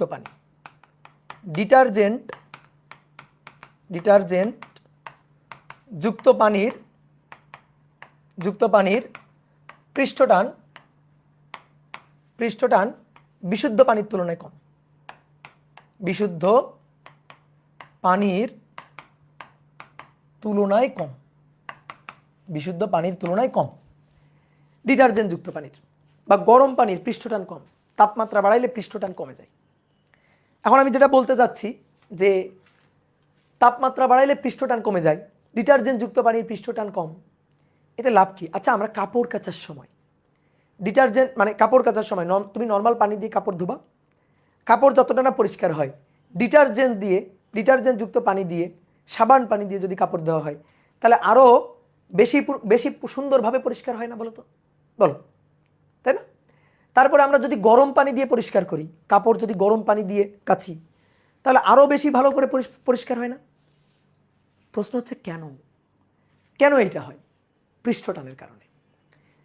নর্মালি ঠান্ডা পানির বা বিশুদ্ধ পানির পৃষ্ঠটান আর ডিটারজেন্টযুক্ত পানির পৃষ্ঠটান যদি কম্পেয়ার করি, তাহলে ডিটারজেন্টযুক্ত পানির পৃষ্ঠটান তুলনামূলক কম বিশুদ্ধ পানির তুলনায়। পৃষ্ঠটান যত কম হবে তত সুবিধাটা কি? পৃষ্ঠটান কি? পৃষ্ঠটান হচ্ছে তরলের সেই একটা ধর্ম যার কারণে সারফেসটাকে সে মিনিমাইজ করতে চায়। অর্থাৎ তরলের যে অণুগুলো আছে, তরলের যে মলিকিউলগুলো আছে, সেই মলিকিউলগুলা পরস্পর মানে একটা মলিকিউলের সাথে আরেকটা মলিকিউল একেবারে মানে ঠাসাঠাসি গাদাগাদি করে অবস্থান করতে চায়। ঠিক আছে, একেবারে একটার সাথে আরেকটা ঠাসাঠাসি করে মানে গুটিসুটি মেরে থাকতে চায়। কি করতে হবে? ওদেরকে একটু এই গুটিসুটি ভেঙে দিতে হবে। কারণ আমি যখন কাপড় ধোবো, দেখো কাপড় ধোয়া মানে কি? কাপড়ের উপর দিয়ে পানির সারফেসটাই তো যাবে, তাই না? কাপড়ের উপর দিয়ে পানি দিয়ে ধুচ্ছি, তো পানির সারফেসটাই তো কাপড়ের উপর দিয়ে ময়লা পরিষ্কার করে নিয়ে যাবে। এখন পানি যদি কাপড়ের একেবারে গভীরে গভীরে সুতার ফাঁকে ফাঁকে পৌঁছাইতে না পারে, তাহলে কিন্তু কাপড় ভালোভাবে পরিষ্কার হবে না।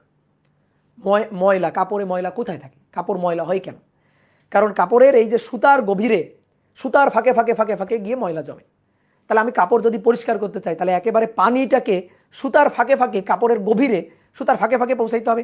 ডিটারজেন্টের অ্যাড দেখছো টিভিতে? যখন ডিটারজেন্টের অ্যাড দেয় তখন দেখো না, মানে খুব সুন্দর অ্যানিমেশন করে দেখায় না, যে পানি গিয়ে ডিটারজেন্টযুক্ত পানি গিয়ে কাপড়ের একেবারে গভীর থেকে ময়লা টেনে বের করে নিয়ে আসতেছে। তো এই যে গভীর থেকে ময়লা টেনে বের করতে পারবে কখন? যদি পৃষ্ঠটান কমে যায়। কারণ পৃষ্ঠটান হচ্ছে একটা কনজারভেটিভ ধর্ম। ঠিক আছে, কনজারভেটিভ মানে মানে একেবারে মানে গুটিসুটি মেরে থাকতে চাই, কারোর সাথে মিশতে চায় না, এটা কোনো কথা? তো এইরকম একটা ধর্ম হচ্ছে কনজারভেটিভ একটা ধর্ম হচ্ছে পৃষ্ঠটান। যে তরলের মনে করো একটু মানে মলিকুলগুলা একটু ঘাপচি মেরে গুটিসুটি মেরে থাকতে চাই। তা আমি যদি পানি দিয়ে কাপড় পরিষ্কার করতে চাই, তাহলে আমার কি করতে হবে? পানির মলিকুলগুলাকে একেবারে কাপড়ের সুতার ফাঁকে ফাঁকে একেবারে মানে মাইক্রোস্কোপিক লেভেলে পানিটাকে পৌঁছাইতে হবে এবং ওইখান থেকে ময়লা টেনে বের করে নিয়ে আসতে হবে। তাহলে কি করতে হবে? পানির এই কনজারভেটিভ ধর্মটাকে একটু ভাঙতে হবে, পানির পৃষ্ঠটানটাকে একটু কমাই ফেলতে হবে। পৃষ্ঠটান যত আমি কমাই ফেলতে পারবো, তার মলিকুলগুলার ছড়াই পড়ে, ঠিক আছে, কনজারভেটিভ ধারা ধর্মটা কমবে, ছড়াই পড়ার প্রবণতাটা বাড়বে। তো এই কারণে ডিটারজেন্ট মিশাই দিব। ডিটারজেন্ট মিশালে পানির পৃষ্ঠটান কমে যায়। ডিটারজেন্ট মিশালে পানির পৃষ্ঠটান কমে যায়। কথা বুঝছো? তাহলে আমরা একটু লিখি। ডিটারজেন্ট ডিটারজেন্ট মিশানো হলে অথবা গরম পানি নেওয়া হলে, গরম পানি হলে, ডিটারজেন্ট মিশানো হলে বা গরম পানি হলে পৃষ্ঠটান কমে যায়। পৃষ্ঠটান কমে যায়। তো তরলের যদি পানির যদি পৃষ্ঠটান কমে যায়, পানির যদি পৃষ্ঠটান কমে যায়, তাহলে কাপড়ের সুতার ফাঁকে গভীর থেকে, সুতার ফাঁকে গভীরে পানি পৌঁছাতে পারবে, পানির অণু পৌঁছাতে পারবে, পানির অণু পৌঁছাতে পারবে এবং গভীর থেকে ময়লা পরিষ্কার করতে পারবে। গভীর থেকে ভালোভাবে, গভীর থেকে ভালোভাবে ময়লা পরিষ্কার করতে পারবে, পরিষ্কার করতে পারবে। 2 মার্কের অনেক প্রশ্ন আসে এই অধ্যায়ে, প্রচুর 2 মার্কের প্রশ্ন আসে। এই বুঝতে পারছো কাহিনী? এই কারণে তোমার আম্মা দেখবা কাপড় কাচার সময় কি করে? গরম পানি ব্যবহার করে, ডিটারজেন্ট ব্যবহার করে। কারণ ডিটারজেন্ট এবং গরম পানি এই দুইটা মিলে, গরম পানি হলে পৃষ্ঠটান আরও কমে যায়, ডিটারজেন্ট হলে আরও কমে যায়। তাহলে দুইটা যদি মিলে তাহলে তো আরও ভালো। তাহলে পৃষ্ঠটান অনেক কমে যাবে, পৃষ্ঠটান যত কমে যাবে তত তরলের ছড়াই পড়ার প্রবণতাটা বাড়বে আর কি, কনজারভেটিভ ধর্মটা হ্রাস পাবে, তখন কাপড়ের গভীরে গিয়ে ময়লা টেনে বের করে নিয়ে আসতে পারবে। কথা বুঝছো? তারপরে আরও একটা কোশ্চেন আছে যে ঠান্ডা পানির তুলনায়, ঠান্ডা পানির তুলনায় গরম পানি, গরম পানি বেশি দ্রুত গড়িয়ে চলে কেন? বেশি দ্রুত গড়িয়ে চলে কেন? এটা তুমি হয়তো দেখছো, যদি না দেখে থাকো বাসায় দেখেও থাকো। তুমি পানি গরম করবা আর ফ্রিজ থেকে ধরো ঠান্ডা পানি বের করবা, বের করে ধরো গড়াই দিবা, ঢালু তলে গড়াই দিবা। গড়াই দিলে বলো রেসে জয়ী হবে কোনটা? বলো রেসে জয়ী হবে কোনটা? গরম পানি। গরম পানি দেখবা দ্রুত গড়াই চলে নিচে নেমে যাচ্ছে, আর যেটা ঠান্ডা পানি সেটা দেখবে একটু ধীরে ধীরে যাচ্ছে। কি কারণে? পৃষ্ঠটানের কারণে। গরম পানির পৃষ্ঠটান কমে যায়। তো পৃষ্ঠটান যখন কমে যায় তখন এই যে ছড়াই পড়ার প্রবণতাটা বাড়ে, ছড়াই পড়ার প্রবণতাটা বাড়ে, কারণ পৃষ্ঠটান চাই সারফেসটাকে মিনিমাইজ করে ধরে রাখতে, গুটিসুটি মেরে মলিকিউলগুলোকে এক জায়গা ঠেসে ঠেসে রাখতে চাই। তাহলে যখন পৃষ্ঠটান কমে যাবে তখন ওই মলিকিউলগুলা ছড়াই পড়তে চাইবে, গুটিসুটি মেরে থাকতে চাইবে না। তো এই কারণে গরম পানি পৃষ্ঠটান কমে যাওয়ার কারণে দ্রুত গড়িয়ে নিচের দিকে নামে। তাহলে এক কথাই লিখে দিই যে পৃষ্ঠটানের কারণে, পৃষ্ঠটানের কারণ। আর 2 মার্কের কোশ্চেন আসলে আশা করি তুমি বুঝাই লিখতে পারবা যে গরম পানির পৃষ্ঠটান ঠান্ডা পানির তুলনায় কম। গরম পানির পৃষ্ঠটান ঠান্ডা পানির তুলনায় কম। বলো পৃষ্ঠটানের ব্যাপারটা কি ফিল করা গেছে? পৃষ্ঠটানটা বুঝতে পারছো? ওকে, এবার আসো যে এই যে পৃষ্ঠটান, এই পৃষ্ঠটানের উৎপত্তি কোত্থেকে? পৃষ্ঠটানের উৎপত্তিটা কোত্থেকে? পৃষ্ঠটান কেন কেন তরল তার সারফেসটাকে মিনিমাইজ করতে চাই? কেন? এবার এই কেনর উত্তর দিব। আসো কেনর উত্তর। এই কেনর উত্তর এটা জানতে গেলে তোমার আগে জানা লাগবে আসঞ্জন বল আর সংশক্তি বল। আসক্তি এবং সংশক্তি বল। আসক্তি বা আসঞ্জন, আসঞ্জন বল। আসঞ্জন বলকে এডহেসিভ ফোর্স বলে, এডহেসিভ বা এডেশন ফোর্স, এডেশন। এই এডেশন কি বা আসক্তি কি? যখন ভিন্ন পদার্থের মলিকিউলগুলো, ভিন্ন পদার্থের, ধরো পানির অণুর সাথে বাতাসের অণু, তাহলে পানির অণুর সাথে বাতাসের অণুর এই যে আকর্ষণ, এইটা হচ্ছে আসক্তি। তাহলে ভিন্ন ভিন্ন ভিন্ন ভিন্ন পদার্থের মলিকিউলগুলা বা অণু লিখি, অণুগুলোর মধ্যকার আকর্ষণ হচ্ছে আসক্তি। আকর্ষণকে আসক্তি বা আসঞ্জন বলে। ঠিক আছে? যেমন ধরো পানির অণুর সাথে বাতাসের অণু, পানির অণুর সাথে অনেকে বলে ভাই পানির অণুর সাথে বাতাসের অণু মানে আকর্ষণ আছে। হ্যাঁ আছে তো। ধরো তুমি একটা পাত্রে পানি রাখছো, পানির পৃষ্ঠ, তার উপরে কি আছে? বলো তার উপরে কি আছে? বাতাস। তাহলে পানির পৃষ্ঠের সাথে বাতাস টাচ করে আছে না, স্পর্শ করে আছে না? অবশ্যই আছে। তাহলে এই পানির পৃষ্ঠে যে মলিকিউলগুলো আছে সেই মলিকিউলগুলো বাতাসের মলিকিউলগুলোকে আকর্ষণ করতে পারে না? হ্যাঁ পারে। আন্তঃনবিক আকর্ষণ বল থাকতেই পারে। তো যখন ভিন্ন পদার্থের মলিকিউলগুলো পরস্পরকে আকর্ষণ করবে তখন সেটাকেই বলা হচ্ছে আসঞ্জন বা আসক্তি। আর সংশক্তি কি? সংশক্তি বা কোহেসিভ ফোর্স। সংশক্তি হচ্ছে সংশক্তি বা কোহেশন ফোর্স। সংশক্তি বা কোহেশন ফোর্স। তাহলে কোহেশন বা সংশক্তি ফোর্স কি? যখন একই পদার্থের মলিকিউলগুলো, মানে পানির সাথে পানির অণু, বাতাসের সাথে বাতাসের অণু, অর্থাৎ একই পদার্থের অণুগুলোর মধ্যে আন্তঃনবিক আকর্ষণ বলকে, অণুগুলোর মধ্যে আন্তঃআণবিক আকর্ষণ বলকে সংশক্তি বলে। ঠিক আছে? এটা হচ্ছে সংশক্তির ডেফিনেশন। তাহলে ধরো বাতাস ও পানির অণু, বাতাস ও পানির অণু, এটা কি? এটা হচ্ছে আসক্তি। এদের মধ্যকার আকর্ষণ বল আন্তঃনবিক আকর্ষণ বল আসক্তি। আর পানির অণুর সাথে পানির অণু, পানির অণুর সাথে পানির অণুর সাথে পানির অণু, এই যে এটা এটা হচ্ছে সংশক্তি। বাতাসের অণুর সাথে বাতাসের অণু, সংশক্তি। কি বোঝা গেছে? তাহলে আমরা দুইটা সুন্দর বলের নাম পাইলাম। এবার কথা হচ্ছে এর জন্য কিভাবে আসলে পৃষ্ঠটান হচ্ছে।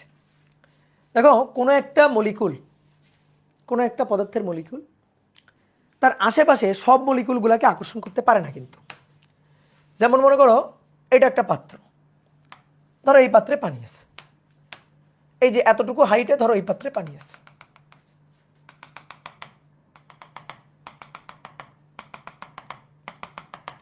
এখন চিন্তা করো, ধরো পানির এখানে একটা অণু আছে, পানির এখানে একটা অণু আছে, ভাই এই অণুটা এই অণুটাকে আকর্ষণ করবে না কেন? এই অণুটা এই অণুটাকে আন্তঃনবিক বলে আকর্ষণ করবে না, আন্তঃনবিক আকর্ষণ বলে? উত্তর হচ্ছে না। কেন? এই অণুটা থেকে এই অণুটা অনেক দূরে, এটা হচ্ছে কারণ। এই অণুটা থেকে এই অণুটার দূরত্ব অনেক। আন্তঃনবিক যে আকর্ষণ বলটা সেটা একটা নির্দিষ্ট রেঞ্জের মধ্যে কাজ করে, অর্থাৎ এই অণুটা এই অণুটাকে আকর্ষণ করবে না, এত দূরের অণুকে আকর্ষণ করবে না। সে কি করবে?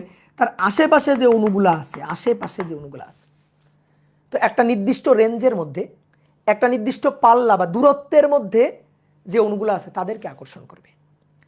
তো যে দূরত্বের মধ্যে অণুগুলাকে আকর্ষণ করবে সেই দূরত্ব নিয়ে যদি আমি একটা গোলক কল্পনা করি, ভালো করে শোনো, যে এই অণুটা তার আশেপাশে এই অণুগুলাকে এইটুকু গোলকের মধ্যে যারা থাকে তাদেরকে আকর্ষণ করে, তাহলে যে দূরত্বব্যাপী তার আকর্ষণ করার ক্ষমতাটা বজায় থাকে, যে দূরত্বব্যাপী সে তার আন্তঃনবিক আকর্ষণ বলটা দেখাইতে পারতেছে, প্রভাবটা থাকতেছে, তো সেই দূরত্বকে ব্যাসার্ধ ধরে, সেই দূরত্বকে ব্যাসার্ধ ধরে আমি যদি একটা গোলক কল্পনা করি, সেই দূরত্বটাকে ব্যাসার্ধ ধরে আমি যদি এরকম একটা গোলক কল্পনা করি, তাহলে এই গোলকটাকে বলা হচ্ছে প্রভাব গোলক।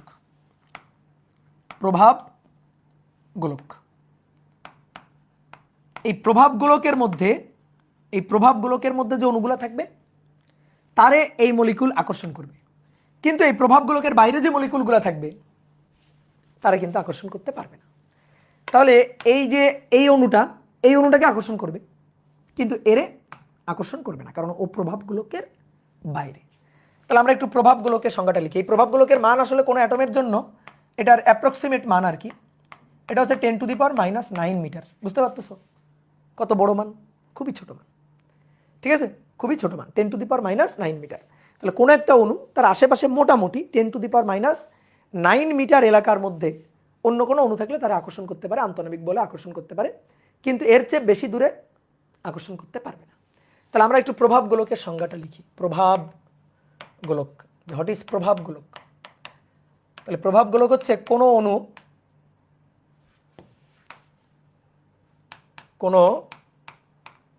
অণু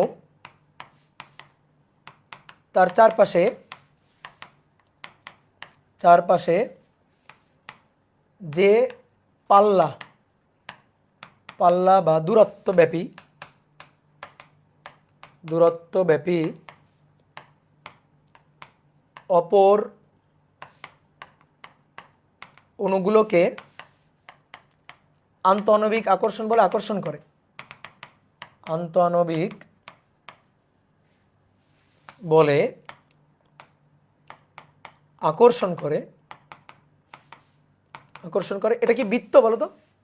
গোলক কিন্তু 3D, পানির মধ্যে একটা গোলক এলাকা ব্যাপী, অর্থাৎ একটা অণু তার থেকে আর দূরত্বে চারিপাশে একটা গোলক এলাকার মধ্যে আর যে অণুগুলা থাকবে তারা আকর্ষণ করবে। এই গোলকটাকেই বলা হচ্ছে এই অণুর প্রভাব গোলক। তাহলে আন্তঃনবিক বলে আকর্ষণ করে সেই দূরত্ব নিয়ে একটি গোলক চিন্তা করলে, সেই দূরত্ব নিয়ে একটি গোলক কল্পনা করলে তাকে প্রভাব গোলক বলে। গোলক কল্পনা করলে তাকে প্রভাব গোলক বলে, ঠিক আছে, তাকে প্রভাব গোলক বলে। এইটা হচ্ছে প্রভাব গোলকের হিসাব নিকাশ, ঠিক আছে ভাইয়া। এটা কেমন রিক্যাপ করব? একটা অণু তার আশেপাশে সব অণুকে সে আকর্ষণ করে না, অনেক দূরে দূরে আকর্ষণ করে না, আশেপাশে একটা নির্দিষ্ট এলাকার মধ্যে আকর্ষণ করে। তো যে এলাকার মধ্যে আকর্ষণ করে অর্থাৎ যে দূরত্ব পর্যন্ত আকর্ষণ করে সেই দূরত্ব নিয়ে একটা গোলক কল্পনা করো, ওই গোলকটাই হচ্ছে প্রভাব গোলক। ঠিক কথা বোঝা গেছে? ওকে, তাহলে প্রভাব গোলক আমরা বুঝে গেলাম। এইবার আসো যে আমরা এই পৃষ্ঠটানের ব্যাখ্যা লাপ্লাসের আণবিক তত্ত্ব থেকে দিব যে কেন আসলে পৃষ্ঠটান। তাহলে লিখো এবার লাপ্লাসের আন্তঃআণবিক ব্যাখ্যার সাহায্যে, আন্তঃআণবিক ব্যাখ্যা, লাপ্লাসের আন্তঃআণবিক ব্যাখ্যা এর সাহায্যে পৃষ্ঠটানকে আমরা ডিফাইন করব। তাহলে এবার শোনো, একটা পাত্র, এই পাত্রের মধ্যে ধরো তরল আছে, পানি আছে, তো এইটা হচ্ছে পানির সারফেস, এইটা হচ্ছে পানির সারফেস, এর নিচে পানি। এবার আমরা এই যে পানির সারফেস, এই পানির সারফেসে এইখানে একটা অণু চিন্তা করলাম যে এটা একটা অণু, এই যে পানির সারফেসে একেবারে সারফেসে একটা অণু। ভাই সেই অণু একটা নির্দিষ্ট, তার সেই অণুর একটা নির্দিষ্ট প্রভাব গোলক আছে, মানে এই অণুটাকে তো আকর্ষণ করবে না, তাই এই অণুটা কাকে আকর্ষণ করবে? এর আশেপাশে প্রভাব গোলকের মধ্যে যে অণুগুলো থাকবে তাকে আকর্ষণ করবে। এই প্রভাব গোলকের বাইরে থাকলে তো আকর্ষণ করবে না। তারপরে মনে করো যে এইখানে একটা পানির অণু আছে, তো এই পানির অণুটা কি এই পানির অণুকে আকর্ষণ করবে? উত্তর হচ্ছে না, কারণ এই পানির অণুটা এই প্রভাব গোলকের বাইরে, তো এর প্রভাব গোলক ধরো এটা হচ্ছে প্রভাব গোলক। আচ্ছা আমি প্রভাব গোলকটা একটু এভাবে আঁকি, ধরো এটা হচ্ছে প্রভাব গোলক। তাহলে এই প্রভাব গোলকের মধ্যে যে অণুগুলো আছে তারে আকর্ষণ করবে, ঠিক আছে? তা আমরা এই প্রভাব গোলকের রেডিয়াস নিয়ে, দেখো প্রভাব গোলকের রেডিয়াস নিয়ে পানির এখানে দুইটা লেয়ার কল্পনা করি, এর যে রেডিয়াস, সেই রেডিয়াস নিয়ে এরকম একটা লেয়ার আমরা কল্পনা করি, বুঝতে পারছো? এই যে রেডিয়াস, এটা হচ্ছে রেডিয়াস, এর রেডিয়াস নিয়ে এরকম একটা লেয়ার আমরা কল্পনা করলাম। এবার আমরা কি করব, এই লেয়ারের এই উপরে এখানে একটা অণু, লেয়ারের মাঝখানে একটা অণু কোথাও, আর একেবারে শেষ এখানে একটা অণু, আর এখানে আর একটা অণু ধরে নিলাম, এখানে একটা অণু আর এখানে একটা অণু ধরো আমি নিলাম। ওকে, তাহলে এবার দেখো, এবার প্রভাব গোলক এই, এর জন্য প্রভাব গোলক এই, এর জন্য প্রভাব গোলকটা এই, এর জন্য প্রভাব গোলকটা এই। দেখো এই যে প্রভাব গোলকগুলো এঁকে ফেলছি। তাহলে এবার আসো আমরা একটা একটা করে অণুর ক্ষেত্রে হিসাব নিকাশ করি। এই যে অণুটা আছে এটা কই আছে? পানির মধ্যে না বাইরে? পানির মধ্যে, কিন্তু তরলের মধ্যে আছে, কিন্তু এগুলা সব তরলের মধ্যে আছে, ঠিক আছে? তাকাও বোর্ডে, এই যে পানির অণুটা আছে পানির মধ্যে, এর যে প্রভাব গোলক, এই প্রভাব গোলক এটা ভরে কি আছে বলো তো? প্রভাব গোলক ভরে কি বাতাস আছে না পানি আছে? বলো, এর যে প্রভাব গোলক, এই প্রভাব গোলকের মধ্যে কার অণু আছে? পানির অণু। এখানেও পানির অণু, এখানেও পানির অণু, এখানে পানির অণু, এখানে পানির অণু, চারপাশেই কি পানির অণু, চারপাশেই পানির অণু। একে এই মলিকিউলটাকে এই যে এখানে যে পানির অণুটা আছে সে কিন্তু আকর্ষণ করবে না, কারণ কি? প্রভাব গোলকের বাইরে ভাই। তাহলে প্রভাব গোলকের মধ্যে যে পানির অণুগুলো আছে তারা কিন্তু আকর্ষণ করবে। প্রভাব গোলকের, দেখো প্রভাব গোলকের আমি একটা দাগ দিয়ে দিলাম, উপরে এই অংশে যতগুলো পানির অণু আছে অবশ্যই নিচের এই অংশে ঠিক ততগুলোই পানির অণু আছে, কি তাই কি না? কথা বুঝছো? তাহলে চারপাশেই পানির অণু, চারপাশেই পানির অণু, চারপাশেই পানির অণু। তাহলে চারপাশের পানির অণু হলে একে আকর্ষণ করবে, এই যে চারপাশের যে পানির অণু আছে তারা সবাই পরস্পর একে আকর্ষণ করবে, আন্তঃআণবিক বলে আকর্ষণ করবে। তো এভাবে যদি আন্তঃআণবিক বলে আকর্ষণ করে, বলো এর উপর নিট ফোর্স কত হবে? বলো বলো বলো, এর উপর নিট ফোর্সটা কত হবে? নিট ফোর্সটা 0 হবে। 0 কেন? কারণ এই প্রভাব গোলকের মধ্যে চারপাশে আছে পানির অণু, চারপাশেই পানির অণু, তো একে পানির অণু টানতেছে, পানির অণু টানতেছে, পানির অণু সব দিক দিয়ে পানির অণু টানতেছে, তাহলে এর উপর নিট ফোর্সটা হবে 0। ওকে, ঠিক একইভাবে এর উপরও কিন্তু নিট ফোর্সটা 0 হবে। দেখো এটাও কিন্তু চারপাশে সব পানির অণু দিয়ে বেষ্টিত, তাহলে এর প্রভাব গোলকের মধ্যে অন্য কিন্তু কোনো অণু নাই, তাহলে এর উপরও নিট ফোর্স হবে 0, এর উপরও নিট ফোর্সটা হবে 0। এইবার একটু খেয়াল করে দেখো এখানে কি হবে, এই গোলকটার জন্য কি হবে, এটার জন্য কি হবে বলো? এই এটার জন্য নিট ফোর্স 0 হবে। কেন? আমাদের পানির লেয়ার কোনটা? পানির লেয়ার হচ্ছে এইটা, এর উপরে আর পানি নাই, তাহলে এর নিচে পানি, এর নিচে পানি। তাহলে তুমি দেখো এই যে গোলকটা আছে এই গোলকটার মধ্যে কিন্তু পানি। তাহলে এই গোলকটার মধ্যে যদি পানি হয় তাহলে এই গোলকটার উপরও নিট ফোর্স হবে 0। এই গোলকটার উপরেও নিট ফোর্স হবে 0। কি কথা বুঝছো? ওকে ভাই, তাহলে তো সবার উপরেই নিট ফোর্স 0 হলো। সবার উপরই তো ভাই নিট ফোর্স 0 হলো। উত্তর হচ্ছে না, সবার উপর নিট ফোর্স এবার আর 0 হচ্ছে না। এবার খুব ভালো করে খেয়াল করে দেখো এই যে অণুটা, এই অণুর যে প্রভাব গোলক, সেই প্রভাব গোলকের মধ্যে এইটুকু পানি আর এইটুকু বাতাস। দেখো তাহলে এই মলিকুলটাকে শুধু পানির অণুই আকর্ষণ করে, এটাকেও শুধু পানির অণু, এটাকেও শুধু পানির অণু। কিন্তু এবার কি হলো বলো? এবার এই মলিকুলটা তার প্রভাব গোলকের মধ্যে যতগুলো অণু আছে, সে অন্য পদার্থ থাকুক আর পানি থাকুক, যাই থাকুক, অবশ্যই আকর্ষণ করবে। তাহলে এই যে অণুটা যেটা এখানে আছে, সেই অণুটার কিন্তু এই অর্ধেক অংশে পানি, বাকিটুকুতে বাতাস আছে। তাহলে এবার আমি যদি বলি এর উপর নিট ফোর্স 0, এবার কিন্তু হবে না, এবার কিন্তু নিট ফোর্স 0 হবে না। তাহলে আমি তোমাকে দেখাই যে পানির অণুর আকর্ষণটুকু কত, সেটা আগে দেখাই। এই গোলাপি কালি দিয়ে পানির অণুর আকর্ষণটাকে মার্ক করে দিই, যেটা হচ্ছে পানির অণুর আকর্ষণ, যে কে পানির অণু টানতেছে, এটা হচ্ছে পানির অণুর আকর্ষণ। বোঝা গেছে যে এতটুকুতে পানি আছে, এতটুকুতে পানি আছে, পানির অণুর আকর্ষণ। কিন্তু এবার দেখো চিন্তা করে, এইটুকুতে তো বাতাস ছিল, এইটুকুতে তো বাতাস ছিল। তাহলে এইটুকু বাতাস থাকার কারণে উপরের দিকে তো বাতাসের অণুগুলাও টানছে, তারে এই যে বাতাসের অণুগুলাও তো আকর্ষণ করছে, যেটা অবশ্যই পানির তুলনায় খুবই সামান্য। দেখো পানি হচ্ছে এতটুকু আর বাতাস হচ্ছে ওইটুকু, তাহলে অবশ্যই পানির তুলনায় চিন্তা করলে সেটা খুবই সামান্য। পানির তুলনায় যদি চিন্তা করি তাহলে সেটা খুবই সামান্য। তাহলে তুমি বলো তো এবার নিট ফোর্সটা কি হবে? এই যে উপরের দিকে যে বাতাস, সেইটা কাজ করে, বাতাসের অণুগুলো ওরা টানতে চাই কোন দিকে? বাতাসের অণুগুলো টানতে চাই উপরের দিকে, আর পানির অণুগুলো টানতে চাই কোন দিকে? নিচের দিকে। তো নিট ফোর্স বা লব্ধিটা কোন দিকে থাকবে? এর লব্ধিটা কোন দিকে থাকবে? এর লব্ধি কিন্তু এবার 0 হবে না, তাহলে লব্ধি কিন্তু আছে, এবং লব্ধি কোন দিকে? লব্ধি ডাউনওয়ার্ড, অর্থাৎ নিচের দিকে। এই যে নিট, পানির ভেতরের দিকে। দেখো কোন দিকে? এই যে এখানে যে পানির অণুটা আছে তার উপর নিট ফোর্সটা কোন দিকে? নিচের দিকে। অর্থাৎ বাকি যে পানির অণুগুলো আছে তারা ওরা টেনে নিচের দিকে রাখতে চাই, বলতে চাই যে বাতাসের সাথে তুই যেন চলে যাস না, ঠিক আছে, টেনে ধরে রাখতে চাই, বাতাসের সাথে যেন চলে যাস না। কথা কি বুঝতে পারছো? ক্লিয়ার?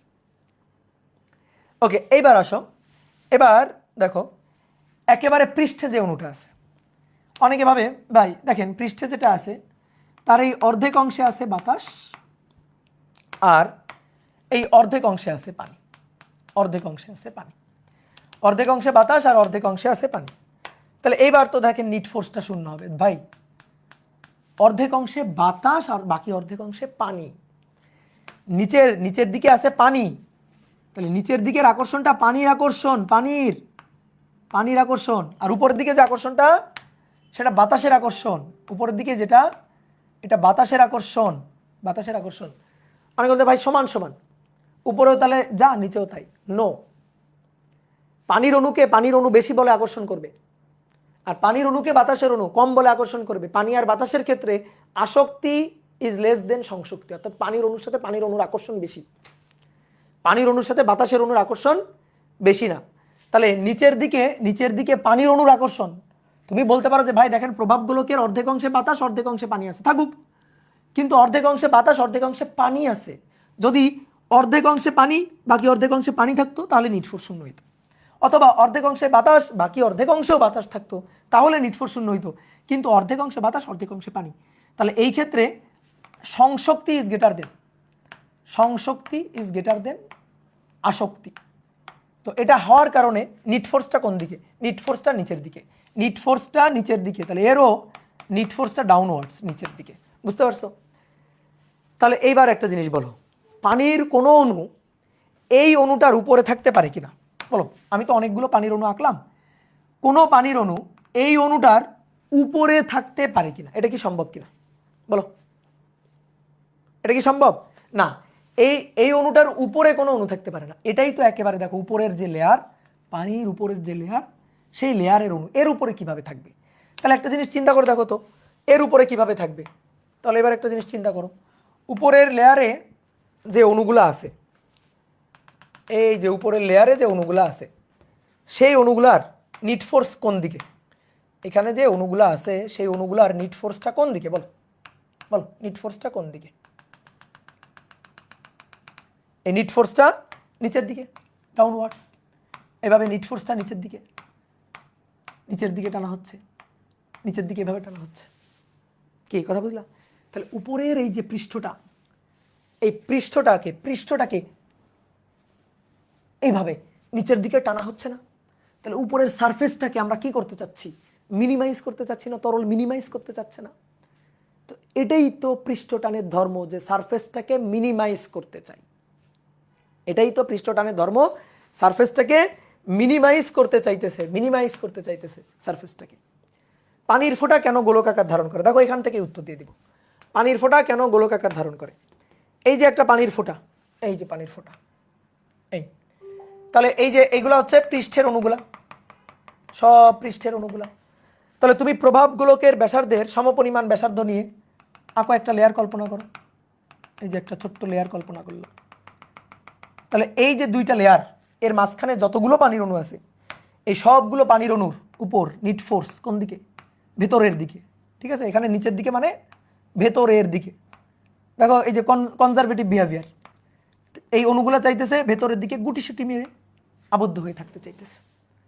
তাহলে বলো, এরকম যদি নেচার হয় তাহলে এর পৃষ্ঠের সারফেসটা মিনিমাইজ হয়ে আসবে, আর মিনিমাইজ হয়ে যদি আসে তাহলে আকারটা কেমন হবে? গোলক আকৃতি ধারণ করবে। কি কথা বুঝলা? তুমি দেখো আমি কেন এইটুকু লেয়ার নিয়ে হিসাবটা করতেছি, কেন এইটুকু লেয়ার নিয়ে? কারণ তুমি চিন্তা করে দেখো, ধরো একটু নাম দিই, এটা এ বি লেয়ার, এটা সি ডি লেয়ার। দেখো ভালো করে বুঝো কিনা, পানির যে একেবারে উপরের পৃষ্ঠটা সেটা হচ্ছে এবি। প্রভাবগুলোকের সমপরিমাণ ব্যাসার্ধ নিয়ে একটা লেয়ার কল্পনা করছি, যে লেয়ারের পুরুত্বটা হচ্ছে এসি অথবা বিডি পুরুত্ব। তাহলে লেয়ারের একেবারে পানির উপরের পৃষ্ঠটাও কিন্তু এবি। এবি এর উপরে, এবি পৃষ্ঠের উপরে পানি অণু থাকতে পারবে না। আর ব্যাসার্ধ নিয়ে প্রভাবগোলকের সমপরিমাণ ব্যাসার্ধ, এইটুকু হচ্ছে প্রভাবগোলকের ব্যাসার্ধ। তাহলে প্রভাবগোলকের ব্যাসার্ধ নিয়ে নিচের যে লেয়ারটা সেটা হচ্ছে সিডি। দেখো সিডি এর নিচে যতগুলো অণু আছে সবার উপর নিট ফোর্স 0। তুমি যাচাই করে দেখো, সিডি বা সিডি এর নিচে যতগুলো অণু আছে তাদের উপর নিট ফোর্স 0। সিডি বা তার নিচে যতগুলো অণু আছে তাদের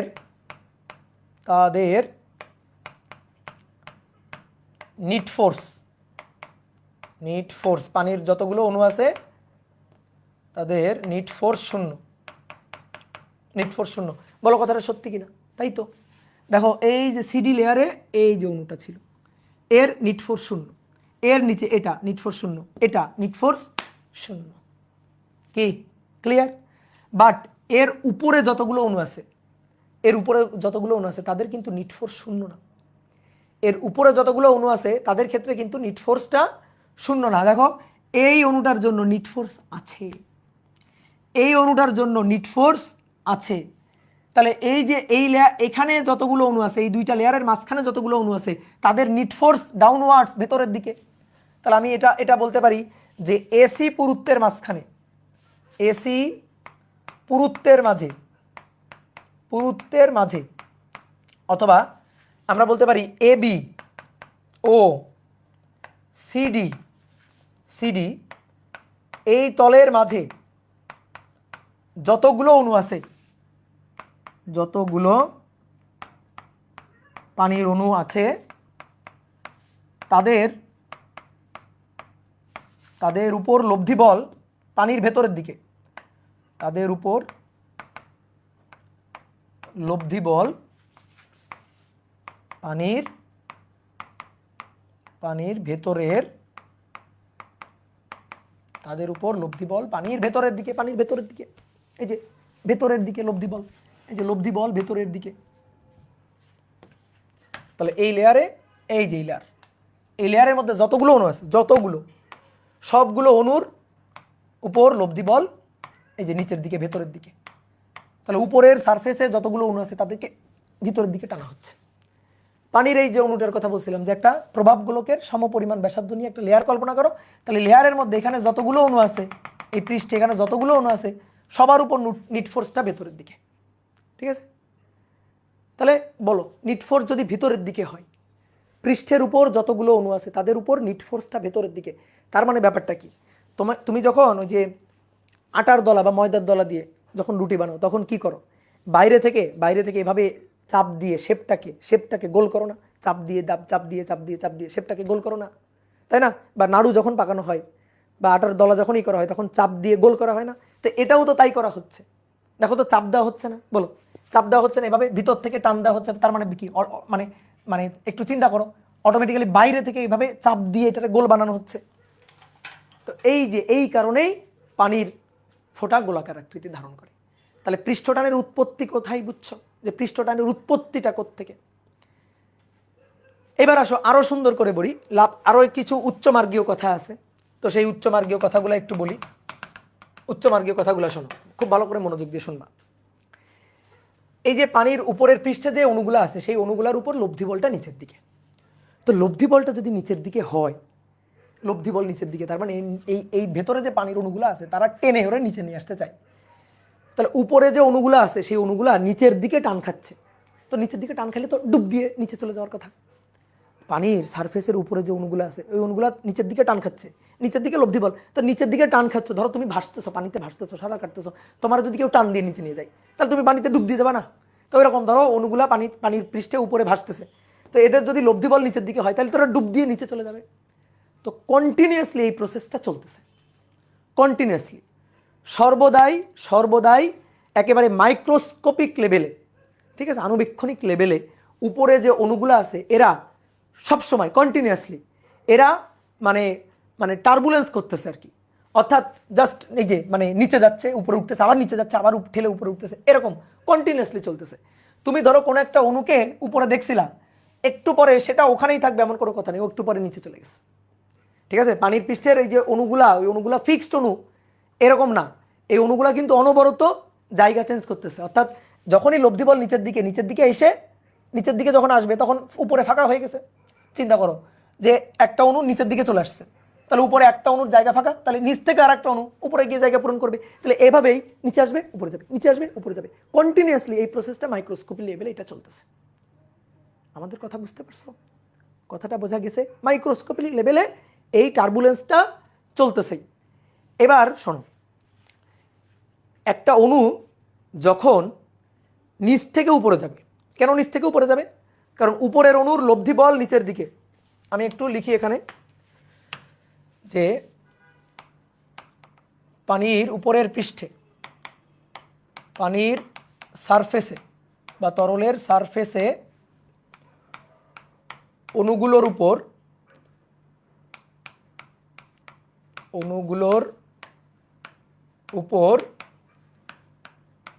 লব্ধি বল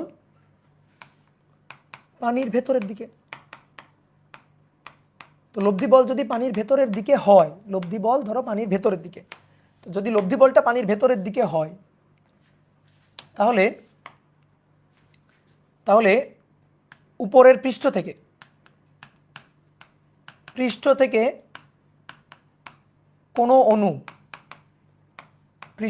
কোনো অণু নিচে চলে গেলে, ধরো ডুব দিয়ে নিচে চলে গেছে, নিচে চলে গেলে উপর থেকে আরেকটা অণু ভেসে উপরে উঠে যাবে, মানে সরি নিচ থেকে আরেকটা অণু উপরে ভেসে উঠবে।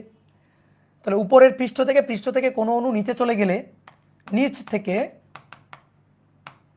কোনো অণু আবার উপরে গিয়ে ভ্যাকান্ট পূরণ করবে, কোনো অণু উপরে চলে যাবে, উপরে পৃষ্ঠে চলে যাবে। তাহলে কন্টিনিউয়াসলি এই প্রসেসটা মাইক্রোস্কোপিক লেভেলে চলতেছে। এবার ভালো করে বুঝবা, একটা অণু যখন নিচ থেকে উপরে যাবে, দেখো অণুগুলার উপর লব্ধি বল কোন দিকে? নিচের দিকে। তাহলে নিচের দিকে লব্ধি বল, এই কারণে পৃষ্ঠের একটা অণু নিচে চলে আসছে, আর ও যদি নিচে চলে আসে ওর ভ্যাকান্টটা পূরণ করার জন্য নিচ থেকে আর একটা অণু উপরে যাচ্ছে। নিচ থেকে যখন একটা অণু উপরে যাবে তাহলে ওর তো একটা কষ্ট করে একটা কাজ করে যাইতে হচ্ছে, কিন্তু ও কিন্তু এমনি যাচ্ছে না। তুমি চিন্তা করো তোমাকে যদি কেউ নিচের দিকে টেনে রাখে আর তুমি নিচের দিকে টেনে রাখছো, তুমি সেই বাধা অতিক্রম করে উপরের দিকে উঠে যাচ্ছ, তাহলে ভাই তোমার একটা শক্তি প্রয়োগ করা লাগবে না? তোমার একটা কাজ করা লাগবে না? বলো, তোমার একটা শক্তি প্রয়োগ করা লাগবে, কাজ করা লাগবে না? তাহলে তোমার কিন্তু কাজ করে যাইতে হচ্ছে। তাহলে তুমি এই যে বিরুদ্ধ বলের, দেখো ভালো করে বোঝো, এখানে এই যে নিচের দিকে এখানে যে পানির অণুটা আছে তার উপর বল কিন্তু নিচের দিকে, এখানে যে পানির অণু আছে তার উপর বল কিন্তু নিচের দিকে। তাহলে যখন উপর থেকে একটা অণু নিচে চলে আসতেছে, উপর থেকে একটা অণু নিচে চলে যাচ্ছে, তাহলে নিচ থেকে আর একটা অণু উপরে যাচ্ছে। তো এই নিচ থেকে এটা যখন উপরে যাচ্ছে, এর উপরও তো লব্ধি, এর উপরও তো নিট ফোর্স ছিল নিচের দিকে, তাহলে এই বলের বিরুদ্ধেও চলে যাচ্ছে। বিরুদ্ধে চলে গেলে বিভব শক্তি অর্জন করে যাচ্ছে না? বলো, এর বিভব শক্তি অর্জিত হচ্ছে না? যখন উপরে যাচ্ছে তাহলে বিভব শক্তি অর্জন করতেছে, বিভব শক্তি অর্জন করে পৌঁছাচ্ছে, অর্জন করে যাচ্ছে। তাহলে একটা কথা কি আমরা বলতে পারি, লিখো এখানে একটু লিখে আগে, তখন অণুটি বলের বিরুদ্ধে বিভব শক্তি অর্জন করে, বা সংক্ষেপে লিখি, তখন অণুটি বিভব শক্তি অর্জন করে পৃষ্ঠে পৌঁছাচ্ছে, পৃষ্ঠে পৌঁছাচ্ছে। তাহলে বিভব শক্তি অর্জন করে কাজ করে পৃষ্ঠে গিয়ে পৌঁছাচ্ছে। তাহলে দেখো পৃষ্ঠে যে অণুগুলা আছে সেই অণুগুলা কিন্তু বেশ মনে করো যে একটু শক্তি বেশি সম্পন্ন, কারণ ওরা কি করছে, ওরা বাধা অতিক্রম করে এইভাবে ভেসে উঠে উপরে চলে গেছে, কাজ করে উপরে চলে গেছে, বিভব শক্তি অর্জন করে উপরে গিয়ে পৌঁছাইছে। তাহলে একেবারে লেয়ারে যে অণুগুলা থাকতেছে, তাহলে সেই অণুগুলা একটু বেশি বিভব শক্তি সম্পন্ন বা বেশি শক্তি সম্পন্ন অণু না? তাহলে সারফেসে যে অণুগুলো আছে সেই অণুগুলার শক্তি কিন্তু বেশি, তাহলে সারফেসের শক্তি কিন্তু বেশি, সারফেসে এনার্জি বেশি, এনার্জি বেশি। এইবার তুমি বলো তো, কোনো বস্তু যদি স্টেবল অবস্থায় আসতে চায়, স্টেবল অবস্থা অর্জিত হইতে চায়, তাহলে সে হায়ার পটেনশিয়ালে থাকে না লোয়ার পটেনশিয়ালে থাকে? বলো, স্টেবল অবস্থা এটা প্রাপ্ত হয় কখন? প্রাপ্ত হতে হলে কি করতে হয়? প্রাপ্ত হতে হলে হায়ার পটেনশিয়ালে থাকতে হয় না লোয়ার পটেনশিয়ালে? লোয়ার পটেনশিয়ালে। তাহলে লোয়ার পটেনশিয়ালে থাকতে হয়, লোয়ার পটেনশিয়ালে থাকতে হয়। হায়ার পটেনশিয়ালে থাকতে হয় না লোয়ার পটেনশিয়ালে। যেমন এই কলমটা ধরো স্থিতিশীল অবস্থায় থাকতে পারে, স্টেবল অবস্থায় থাকতে পারবে যদি আমি নিচে নামায় রাখি। যত উপরে নামায় রাখবো তত বিভব শক্তি গেইন করবে, বেশি বিভব শক্তিতে সে মনে করো যে স্টেবল হইতে পারবে না। যত নিচে রাখবো, যত নিচের দিকে লোয়ার পটেনশিয়ালে যত রাখবো, তত সে কিন্তু বেশি স্টেবল হইতে পারে। তাহলে আমি যদি বলি স্টেবল অবস্থা অর্জন হইতে হবে কখন? লোয়ার পটেনশিয়ালে। তাহলে উপরের এই সারফেসের পটেনশিয়ালটা বেশি না? উপরের সারফেসে পটেনশিয়াল বেশি, নিচের সারফেসে পটেনশিয়াল তুলনামূলক কম। তাহলে উপরের সারফেসের পটেনশিয়ালটা বেশি। তাহলে এই যে তরল, এই তরলের উপরের যে সারফেসটা, এই যে তরলের উপরের যে সারফেসটা, এই সারফেসে পটেনশিয়াল বেশি, এখানে পটেনশিয়াল বেশি থাকতেছে, কারণ এখানে যে অণুগুলো আছে সেই অণুগুলো তো বেশি বিভব শক্তি অর্জন করছে। তাহলে পানির পৃষ্ঠে যে অণুগুলো আছে তাদের শক্তিটা সবচেয়ে বেশি। তো এখন তাহলে কি এটা স্টেবল হইতে পারবে? এখন স্টেবল অবস্থা হইতে চাইলে কি হবে? স্টেবল অবস্থা হইতে হইলে তাকে কি হইতে হবে? তাকে লোয়ার পটেনশিয়াল অর্জন করতে হবে। তো লোয়ার পটেনশিয়াল অর্জন করতে গেলে কি করতে হয়? এই অণুগুলাকে তখন এই যে নিচের দিকে নিয়ে আসতে হয়। অণুগুলাকে মানে শক্তিটা দেখো, উপরের পৃষ্ঠে শক্তি বেশি, তাহলে এরা কি করবে? উপরের পৃষ্ঠে যেহেতু শক্তি বেশি, তাহলে লোয়ার পটেনশিয়াল অর্জন করার জন্য উপরের এই যে সারফেসটা একটা টান টান পর্দার মতো, একটা ইলাস্টিক পর্দার মতো, টান পর্দার মতো কাজ করবে। তাহলে একটা স্টেবল অবস্থা প্রাপ্ত হওয়ার জন্য টান পর্দার মতো কাজ করবে। এইভাবে ধরো একটা অণুকে নিচের দিকে নিয়ে আসবে, তাহলে একটু পটেনশিয়াল কমে যাবে। আর একটা অণুকে নিচের দিকে নিয়ে আসতে চাইবে, তাহলে আরেকটু পটেনশিয়াল কমে যাবে। আর একটা অণুকে নিচের দিকে নিয়ে আসতে চাইবে, তাহলে আরেকটা পটেনশিয়াল এনার্জি আরেকটু কমে যাবে। তাহলে এইভাবে পটেনশিয়াল এনার্জিটা কমায় লোয়ার পটেনশিয়াল অবস্থা প্রাপ্ত হইতে চাই, স্টেবল হইতে চাই। এই যে স্টেবল হইতে চাই, এই স্টেবল হইতে চাওয়ার কারণেই কোন দিকে টানতেছে? কোন দিকে টানতেছে? এই পৃষ্ঠের সারফেসটাকে কোন দিকে টানতেছে? নিচের দিকে টানতেছে। তাহলে সারফেসটাকে নিচের দিকে টানার কারণে পৃষ্ঠটান কাজ করতেছে। এটাই তো পৃষ্ঠটান। ঠিক আছে, এই হচ্ছে পৃষ্ঠটান। এভাবেই পৃষ্ঠটানের উৎপত্তি।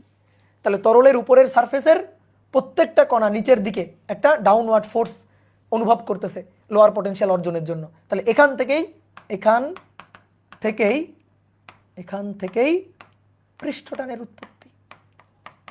পৃষ্ঠটানের উৎপত্তি। তাহলে পৃষ্ঠটান ব্যাপারটা আশা করি বোঝা গেছে, পৃষ্ঠটান কি জিনিস। তাহলে আমি আরেকবার একটু বলি। কোন তরলের পৃষ্ঠে যে সারফেসে যে অণুগুলো আছে সেই অণুগুলার উপর লব্ধি বলটা হচ্ছে নিচের দিকে। তো লব্ধি বল নিচের দিকে হলে তখন অণুগুলা নিচের দিকে যাবে। এখন একটা অণু যখন নিচের দিকে চলে যাবে, পাশ থেকে আর একটা অণু উপরের দিকে উঠে যাবে। যে অণুটা নিচ থেকে উপরে উঠে গেল সে তো পটেনশিয়াল এনার্জি অর্জন করে গেল, বিভব শক্তি অর্জন করে গেল। তাহলে বেশি বিভব শক্তি অর্জন করে বেশি শক্তি সম্পন্ন হয়ে গেল। তাহলে সারফেসের এনার্জিটা কিন্তু বেশি। এখন এনার্জি বেশি হলে তো স্টেবল হইতে চায় না, তাহলে এনার্জিটাকে কমাইতে চাই। এনার্জিটাকে কমাইতে হবে, লোয়ার পটেনশিয়াল হইতে হবে, তাহলে স্টেবল হইতে পারবে। এখন এই স্টেবল অবস্থা অর্জনের জন্য এ আজীবন খালি চেষ্টা করে যাবে। তাহলে উপরের সারফেসে যতগুলো অণু আছে সেই অণুগুলাকে খালি নিচের দিকে টানতে থাকবে। ঠিক আছে, সারফেসের এই যে ধরো পানির ফোঁটা, এর পৃষ্ঠে যতগুলো অণু থাকবে এই অণুগুলা ভেতরের দিকে টান বল অনুভব করবে লোয়ার পটেনশিয়াল অর্জনের জন্য। তাহলে লোয়ার পটেনশিয়াল অর্জনের জন্য যদি এরকম একটা টান অনুভব করবে, তাহলে উপরের পৃষ্ঠটা একটা টান টান টান টান রাবারের একটা ইলাস্টিক পর্দার মতো কাজ করবে। তো এখান থেকে আসলে পৃষ্ঠটানের উৎপত্তি হবে। তাহলে পৃষ্ঠটান কি করতে চাই? ক্ষেত্রফলটাকে মিনিমাইজ করতে চাই, এখান থেকেই মিনিমাইজ করার ব্যাপারটা আসবে। ঠিক আছে, তাহলে এই হচ্ছে আমাদের পৃষ্ঠটানের উৎপত্তি। তো এগুলা খুবই মনে করো যে বইয়ের থিওরিটিক্যাল কথাবার্তা, এগুলো আমরা অত ওভাবে পড়ি না, কিন্তু তারপরে তোমাদের সুন্দর করে পড়াই দিলাম। এইবার খুব ইম্পর্টেন্ট একটা জিনিস, দৈর্ঘ্য খুব ভালো করে চিনতে হবে হিসাবের জন্য। দৈর্ঘ্যকে চেনা, আমরা এই দৈর্ঘ্যটাকে ঠিকঠাকভাবে চিনতে পারি না, ম্যাথ ভুল করে ফেলি। দৈর্ঘ্যটাকে ঠিকঠাকভাবে চিনতে না পেরে ম্যাথ ভুল করে ফেলি। যেমন আমরা যখন T equal to F divided by L লিখলাম না, এল, এই এল এর পরিচয়টা কি হবে? এল এর পরিচয়টা হবে এফ ডিভাইডেড বাই এল। এই এল এর পরিচয়টা হবে বস্তুর যতটুকু দৈর্ঘ্যকে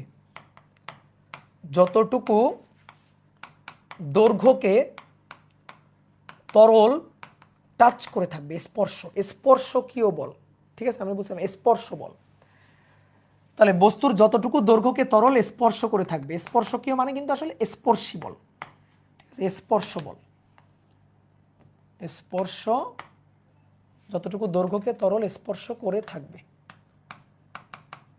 এই দৈর্ঘ্যের পরিচয় হচ্ছে সেটা। তা আমি তোমার একটু চেনাই, কয়েকটা দৈর্ঘ্য আমি একটু তোমাকে বুঝাই। যেমন মনে করো 1 নম্বর, যে পানিতে একটা সুচ ভাসানো হয়েছে। ভাই পানিতে সুচ ভাসানো যায়? হ্যাঁ, পানিতে একটি সরু, খুবই নগণ্য ভরের, ঠিক আছে, আপাতত তোর চিন্তা করো ভর নাই, পানিতে একটি সরু নগণ্য ভরের পিন বা সূচ ভাসানো হলে, দেখো ভালো করে বোঝো। একটা পাত্র নিলাম, এই যে পাত্রে পানি নিলাম, পানি নিয়ে একটা সূচকে ভাসাইছি, এই যে সূচ পানিতে ভাসতেছে। তাহলে এর উপর পৃষ্ঠ টানজনিত বল। ভাই সূচ পানিতে ভাসানো যায়? হ্যাঁ যায়। কিভাবে সূচটাকে পানিতে ভাসাবা? সূচকে তুমি যদি ফেলো, এরকম ধপাস করে ফেলে দাও, ডুবে যাবে। সূচকে যদি পানিতে ভাসাতে চাও তাহলে কি করবে? একটা টিস্যু পেপার নিবা, টিস্যু পেপার নিয়ে এই টিস্যু পেপারের উপরে সূচটাকে দিবা, দিয়ে ভাসাবা। একটু পরে টিস্যু পেপারটা ভিজে নিচে পড়ে যাবে, দেখবা সূচটা তখন পানিতে ভাসতেছে। এইভাবে সূচটাকে পানিতে ভাসানো যায়।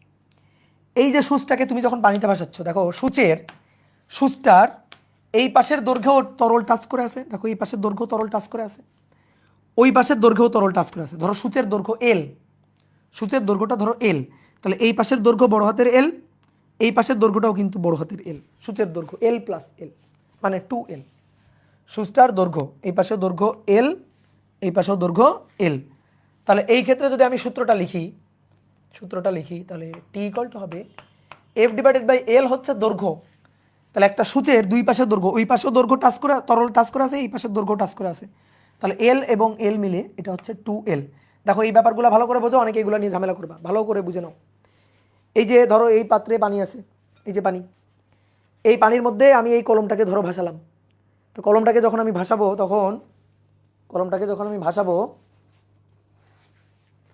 তখন কলমের কলমের দেখো কলমটার এই পাশেও তরল টাচ করে আছে, আবার এই পাশেও তরল টাচ করে আছে।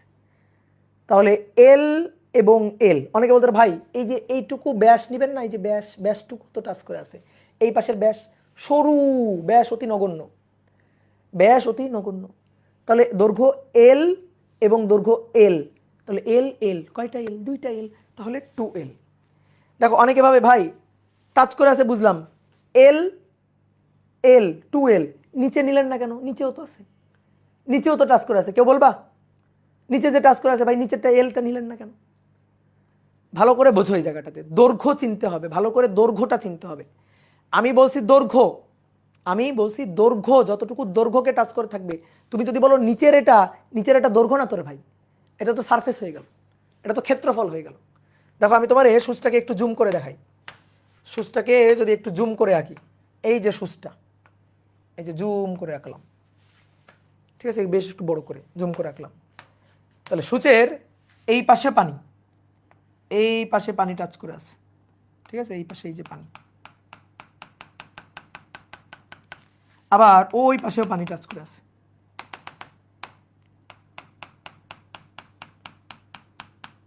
আবার ওই পাশেও পানি টাচ করে আছে। তাহলে কতটুকু দৈর্ঘ্য ভালো করে দেখো দেখো দেখো দেখো দেখো এল দৈর্ঘ্য, এই যে এল দৈর্ঘ্যে পানি টাচ করে আছে, ওই পাশে এল দৈর্ঘ্যে পানি টাচ করে আছে। আর এটুকু নেওয়া যায়, এই যে এইটুকু আর এইটুকু নেওয়া যায়, কিন্তু নিচের এইটুকু ভাই নিবেন না কেন? যে যদি বলো ভাই নিচের এইটুকু, এই যে নিচের এই যে এইখানে নিচে যতটুকু আছে ওইটুকু নিবেন না কেন? যদি আর একটু এভাবে দেখানো যায়, যে ধরেন এই হচ্ছে সুচটা, এই যে এটা হচ্ছে সুচটা, এই যে এইভাবে আছে,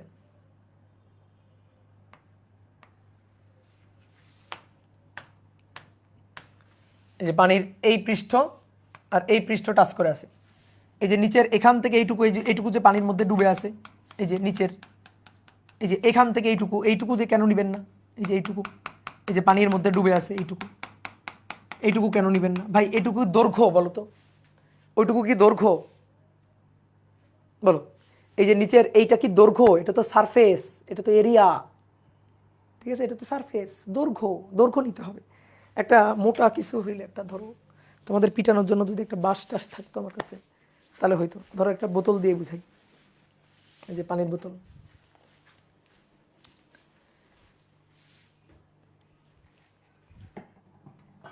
বা ধরো অ্যারোসল, এই যে এটা দিয়ে বুঝাই।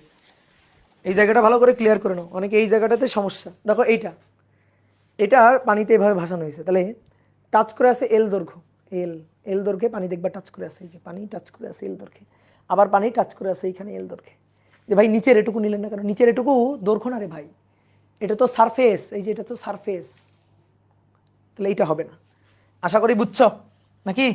বুঝতে পারছো তো? সারফেস না, দৈর্ঘ্য নিতে হবে, এল দৈর্ঘ্য নিতে হবে। তাহলে এই পাশে এল দৈর্ঘ্য, এই পাশে এল দৈর্ঘ্য, এল 2L, তাহলে সূচের ক্ষেত্রে। এবার 2 নম্বর বলো তো, একটি সরু নগণ্য ভরের বৃত্তাকার তার, সরু নগণ্য ভরের বৃত্তাকার তার অথবা রিং, এটাকে ধরো পানিতে ভাসানো হয়েছে। পাত্রে পানি নিলাম, নিয়ে এই যে এটাকে পানিতে ভাসালাম।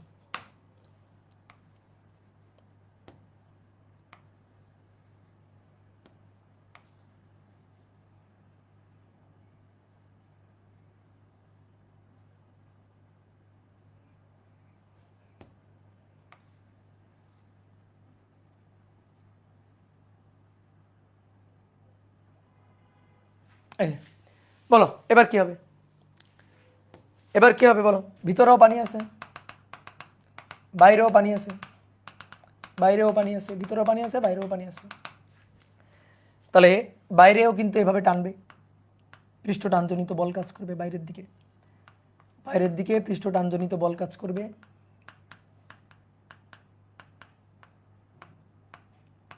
আবার ভিতরের দিকেও কিন্তু কাজ করবে, কারণ ভিতরেও তো তরল আছে, ভিতরের দিকেও পৃষ্ঠ টানজনিত বল কাজ করবে। ঠিক আছে, এবং পুরুত্ব খুবই কম।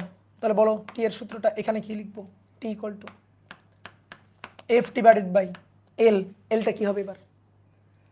এলটা হবে পরিধি, বাইরের পরিধি, ধরো এর ব্যাসার্ধ আর, তাহলে 2 পাই আর ইন্টু 2। বলো বুঝছো কিনা?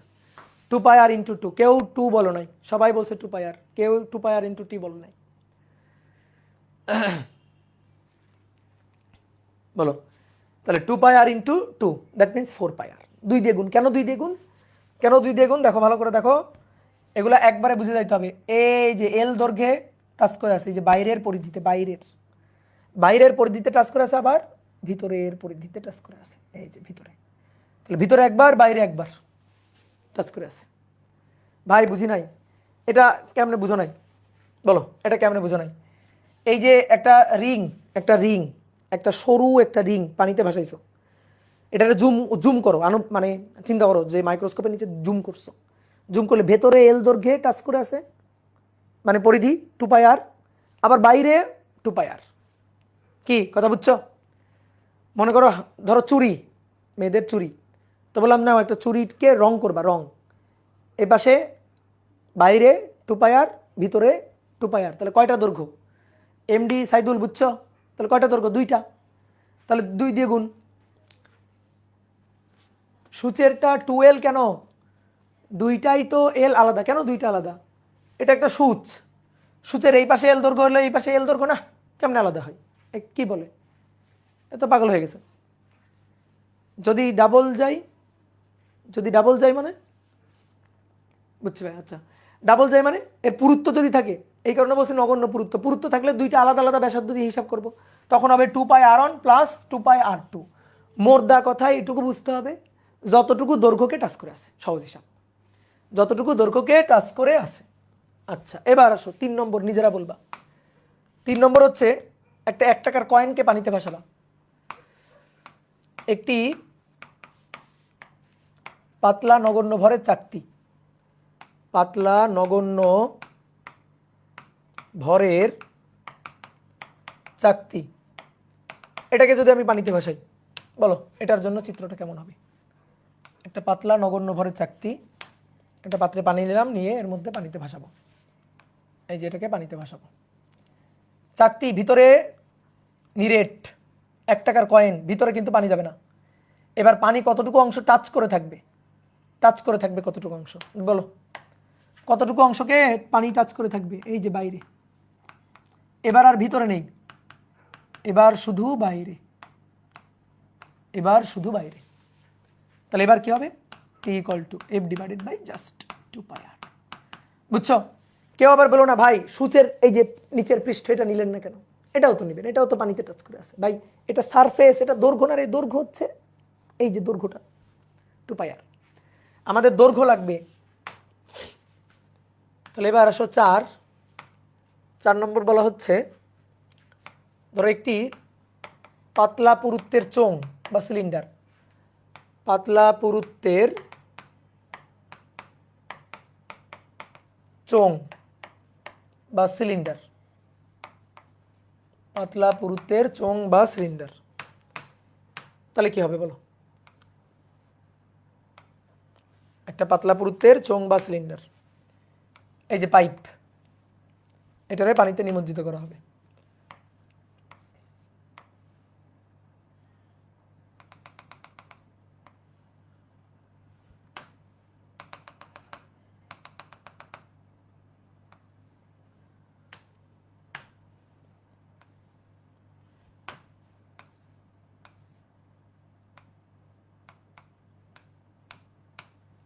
বলো এবার কি হবে?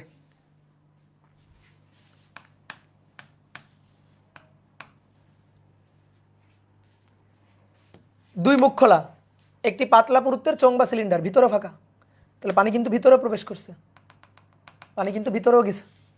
বলো ইয়েস। তাহলে দেখো এই যে চোঙ বা সিলিন্ডার, এটা এই, তাহলে টাচ করে থাকবে 2 পাই আর দৈর্ঘ্য, আবার ভিতরে 2 পাই আর, ভিতরে 2 পাই আর। অনেকে বলে ভাই দেখেন এইটুকু পানিতে ডুবে আছে, ভাই এটা ডুবে আছে, এটা সারফেস, এটা দৈর্ঘ্য না, হাজারবার বলতেছি এটা দৈর্ঘ্য না, এটা সারফেস। দৈর্ঘ্য 2 পাই আর, আবার ভিতরে একটা 2 পাই আর, তাহলে দৈর্ঘ্য হবে 4 পাই আর। তাহলে T equal to F divided by 2 pi r into 2। কি বোঝা গেছে? এবার আসো 5 নম্বর। 5 নম্বর, একটি ঘনক বস্তু, একটি ঘন বস্তু, এটা নিজেরা বলবা দেখি কেমন পারো। একটা ঘন বস্তু, এর ক্ষেত্রে ধরো একটা ইট, একটা ঘনক বস্তু, এইটাকে পানিতে নিমজ্জিত করা হয়েছে, এইটারে পানিতে নিমজ্জিত করা হয়েছে।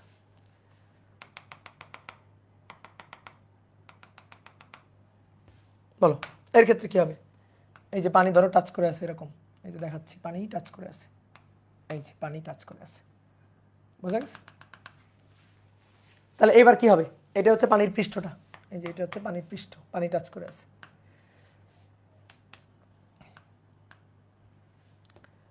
তাহলে এই দৈর্ঘ্যটা এ, এই যে এই দৈর্ঘ্যটা এ, এটা বি, এই দৈর্ঘ্যটা এ, এটা বি, আর উচ্চতা হচ্ছে সি, উচ্চতা হচ্ছে সি।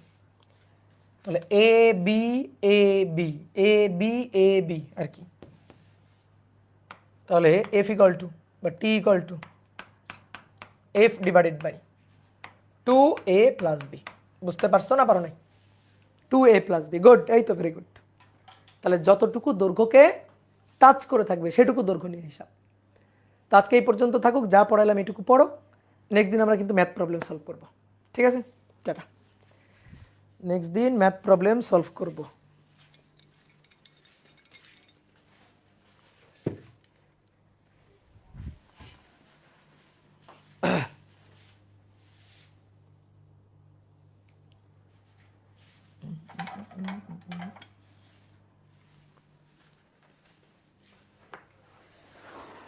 একজন বলছে প্রভাবগুলোকে সমানভাবে আকর্ষণ করবে। প্রভাবগুলোকে সমানভাবে, যদি প্রভাবগুলোকের মধ্যে সবগুলো অণু পানির অণু থাকে তাহলে সমানভাবে আকর্ষণ করবে। সবগুলো যদি পানির অণু থাকে তাহলে সমানভাবে আকর্ষণ করবে।